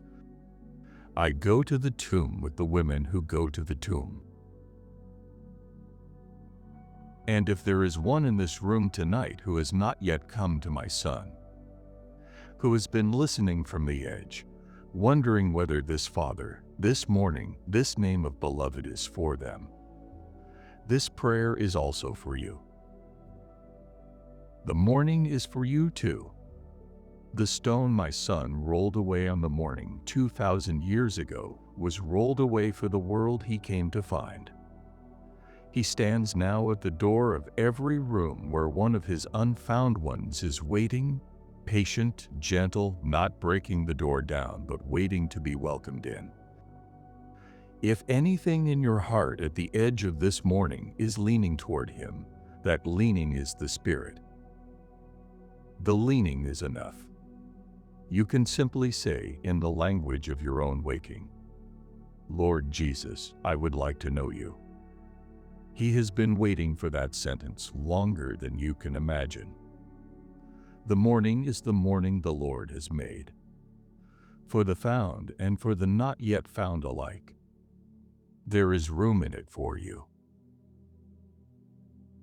And what I am about to do in your morning, I have already begun. The stone of the long Sabbath has been moved in the watches before you woke. The thing that was sealed is no longer sealed. The work is finished on my side of the morning. You only have to walk the last few steps of the road and look up. The body that has carried you through this long night is going to begin to wake now. It will not wake all at once. The waking will come the way the morning comes, slowly in pieces by gift. First, the surface of the sleep will thin a little. Then the hearing will return.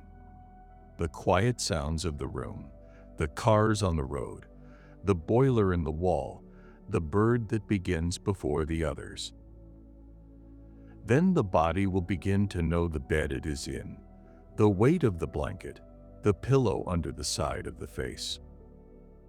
Then the eyes will open when they are ready, in a room that is a little lighter than it was when this prayer began. None of this needs effort from you. The waking is given the way the sleeping was given. The same Lord who handed you down into the deep watches is handing you back up out of them. The handing back up is gentler than the morning sometimes feels. There is no jolt. There is no alarm in this watch. There is only a slow rising of the day around you and a slow rising of the body inside it. If your eyes are still closed, let them stay closed for now. The watch is not asking you to open them yet. The morning is wide. The morning has time. If your eyes have already opened, do not be in a hurry to leave the bed. The watch is not finished yet. The watch has a few more things to do over you before you stand up, and they will land on a body still lying down better than they will land on a body already moving. And let me speak about the first few minutes of the day that is starting. In a little while you will reach for the bedside, or for the lamp, or for the floor with one foot, and the day will officially have begun.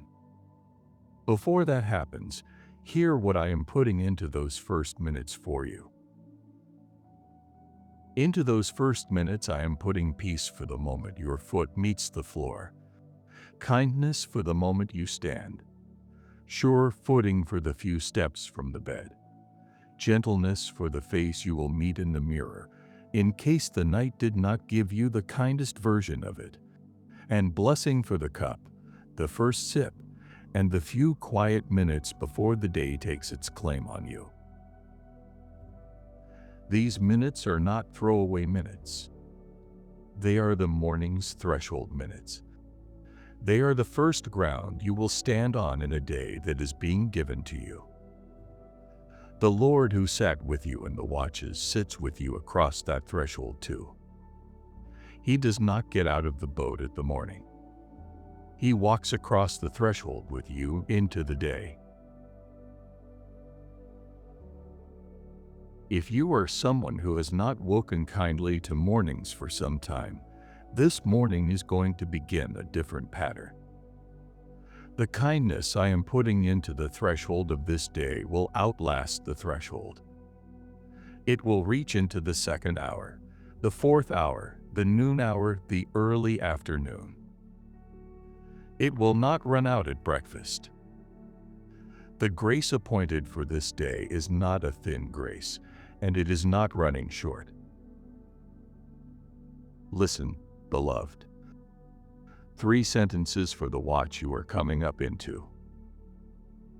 The morning is here. The stone is already rolled away. Rise into the day I have prepared. 3 sentences. For the morning that is arriving. The watch of the rolled away stone. The morning is here, and you are here for it. You are not behind. You are not late. You are not someone the morning is having to wait on. The morning has arrived in its own time, and you have arrived in yours, and the two arrive together.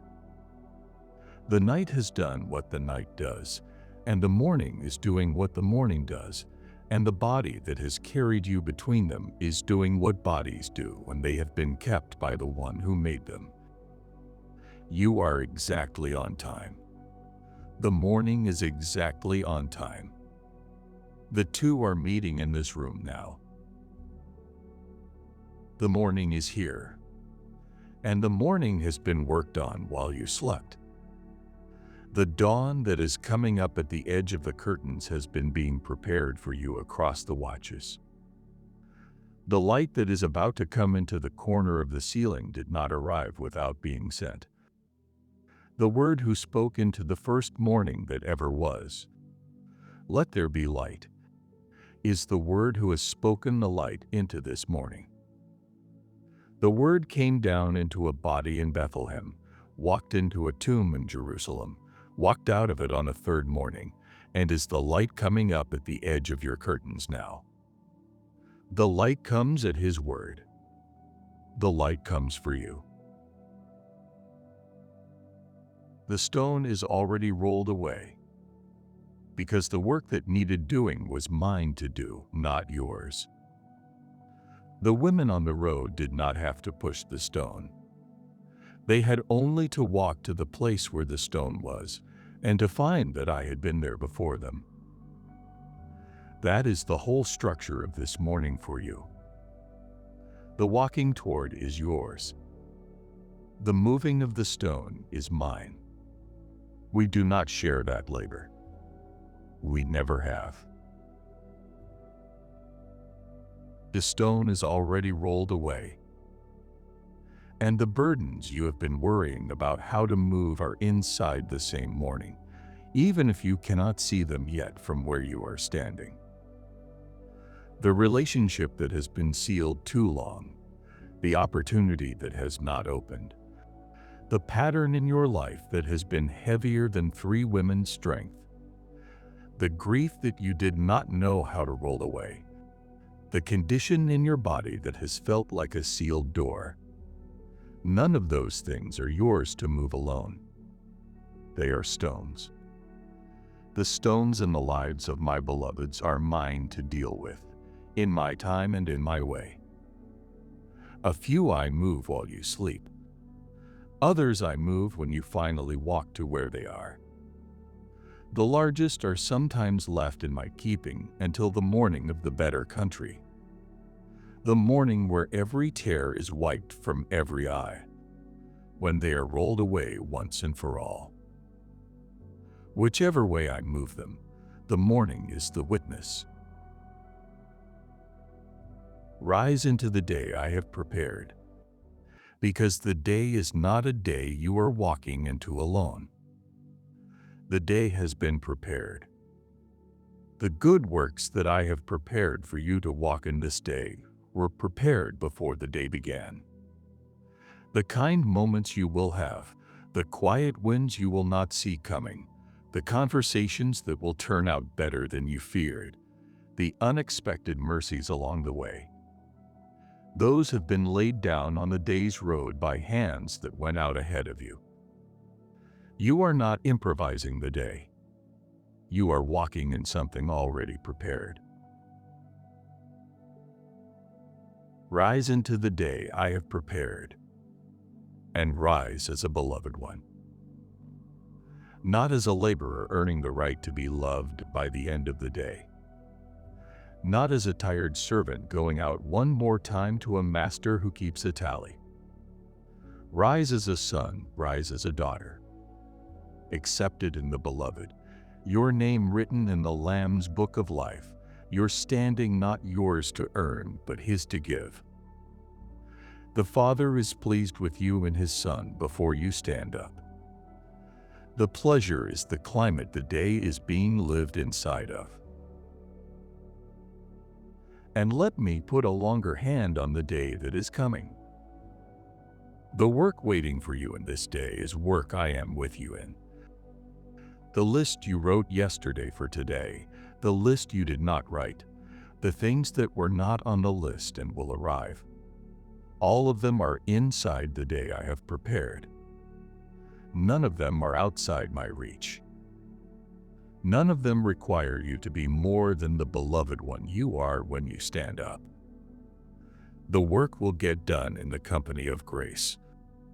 The work that does not get done was not yours to finish today, and the morning that has it on tomorrow's list will be a morning prepared too. The people you will speak with in this day, the ones close to you, the ones you will pass briefly, the ones whose face you will not consciously register, but whose hour you may bless without knowing. Those people are inside the day too. The Spirit will go ahead of every conversation that will need Him in it.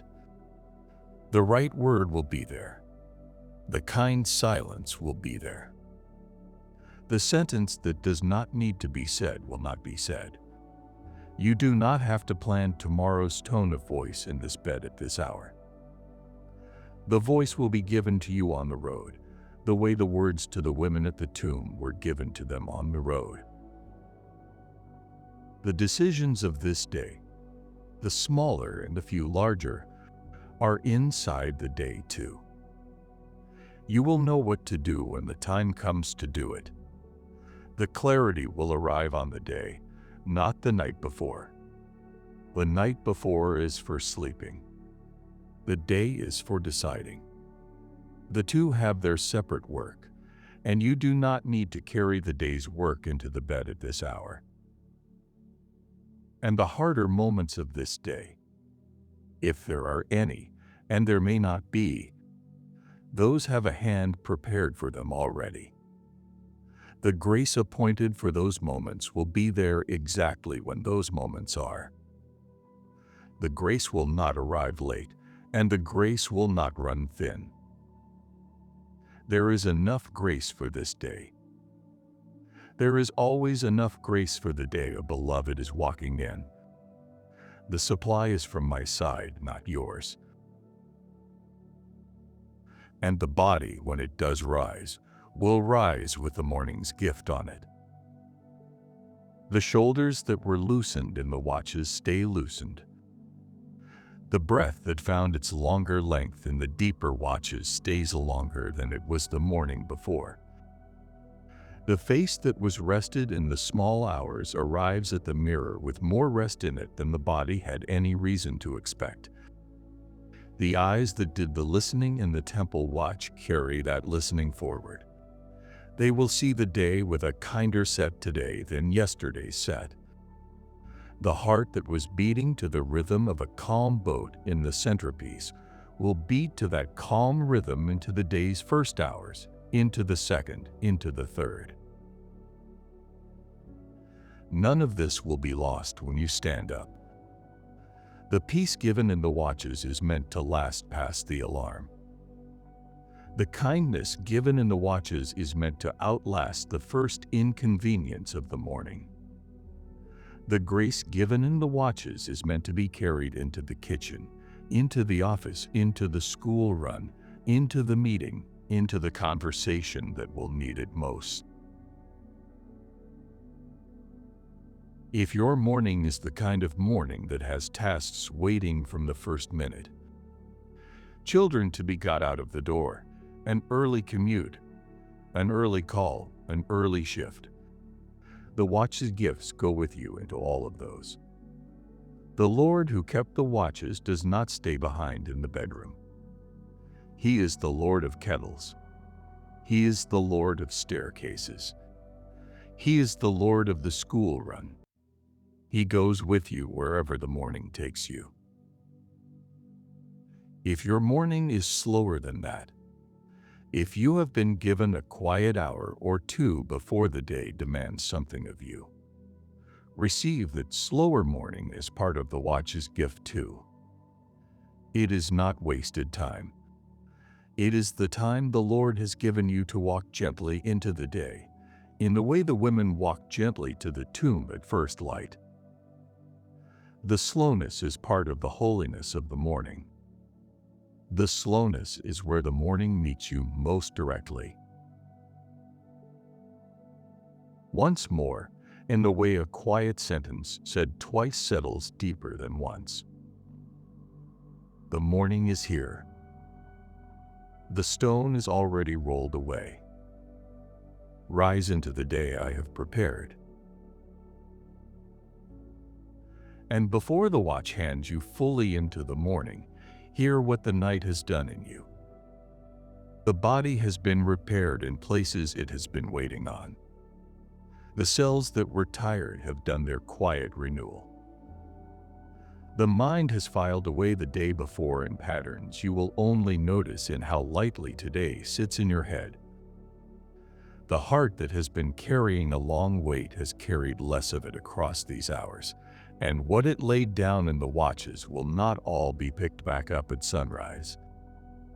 Some of what came off in the night stays off. The Spirit has been at work in you in the watches, in ways the morning will not entirely show, but will reveal across the days. The faith that was thinning in some places has been quietly thickened. The hope that had been worn down has been given a fresh layer. The love that was growing tired in a particular direction has been refreshed by the one who is its source. None of this was your work. The night's work was mine, and the morning is the first sign that the work was done. If you have come into the morning carrying less than you went into the night with, and you have, the difference is the night's gift to you. Some of what was on the heart at midnight is no longer on the heart at 5. That is not forgetting. That is healing. The Spirit takes things that have been weighing on a beloved one and lifts them in the watches, in pieces light enough that the body can handle the lifting without disturbance. You will notice the lightness across the day. You will not always be able to name what is lighter. The naming will come in its time. For now, just receive the lightness. It is yours. And let me put a word over the night that will come at the end of this day, before the day has begun in earnest, so that you carry the word into the day, and it is waiting for you when the evening returns. The watches that kept you tonight are watches I keep over my beloveds always. The night ahead, the one that is 20 hours away, is a night already inside the prayer that has held this one. You do not have to dread it. You do not have to plan to fight for sleep. You do not have to brace for whether the rest will come. The same Lord who came into the boat in the centerpiece, who climbed the mountain at sunset, who opened the heavens over a stone pillow, who called a name 3 times beside a temple lamp, is the same Lord who will sit with you when you lie down at the end of this day. The pattern of your nights is being changed in a slow direction by the patterns of your days. A day that begins as a beloved one ends more easily as a beloved one. A day that begins under the rolled away stone ends more easily under the open heavens. The work of the watches is not contained in the watches. It seeps forward into the daylight, and it shapes the next evening, and the evening shapes the next night. If sleep has been a long struggle for you across many seasons, this prayer is part of the slow turning of that struggle. It will not turn in one night. It is turning. The morning that is coming up at the edge of the room is one of many mornings. The pattern is on its way. And the others coming up out of sleep at this hour, the ones in this house, the ones in the houses near you, the ones in cities far from yours, the ones in countries where the morning is at a different angle to the sun. They are inside this prayer too. The new mothers whose babies are stirring on the chest, The shift workers coming home from a night and lying down as you are getting up. The early cleaners and bakers and bus drivers and security people whose mornings begin before the rest of the cities. The ones you live with whose alarms are about to go.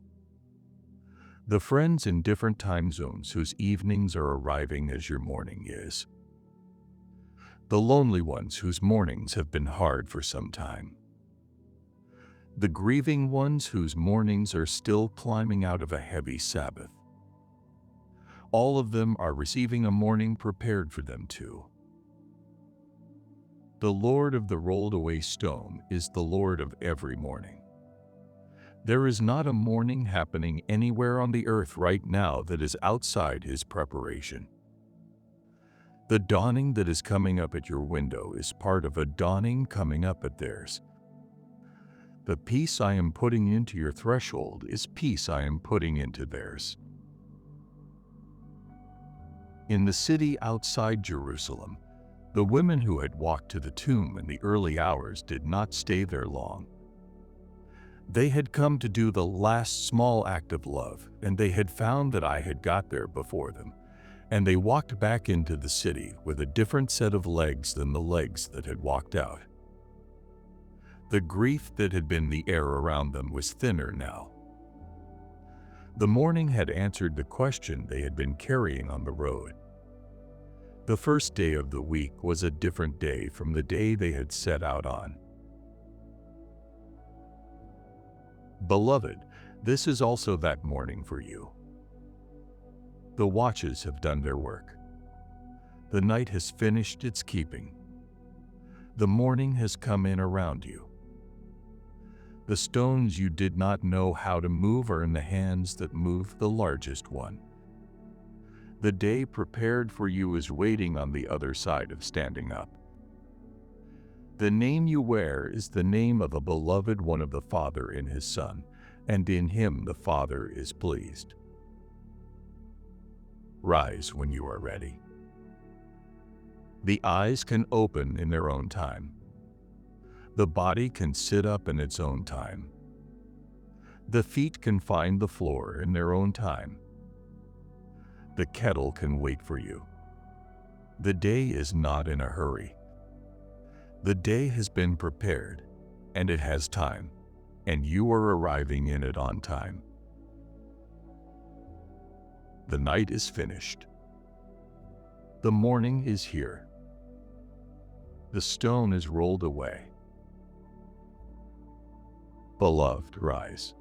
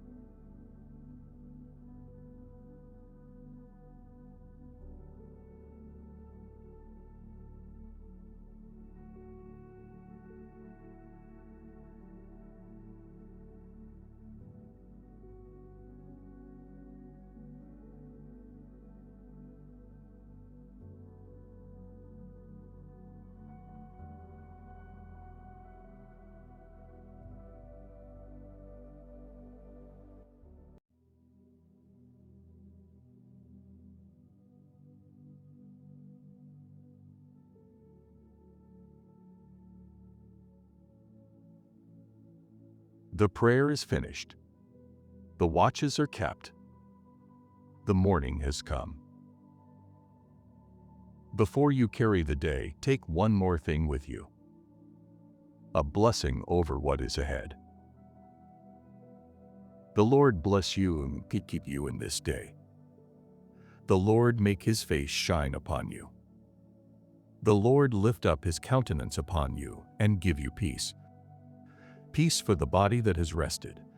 Peace for the heart that is rising. Peace for the work the day will bring. Walk into it as a beloved one.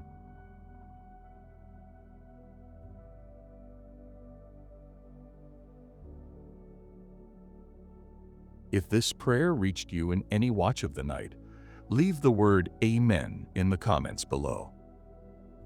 Let us know what watch you most often wake in. Tell us a loved one you would like the next prayer to find. We read and pray over everyone. If you are new to Atmosphere of Grace, this channel exists for the long night and the deep rest in God. Subscribe so the next prayer can find you when you need it. A new prayer is on its way. Press the bell so it will find you the night you need it. The watches were kept. He kept them. Until the next watch.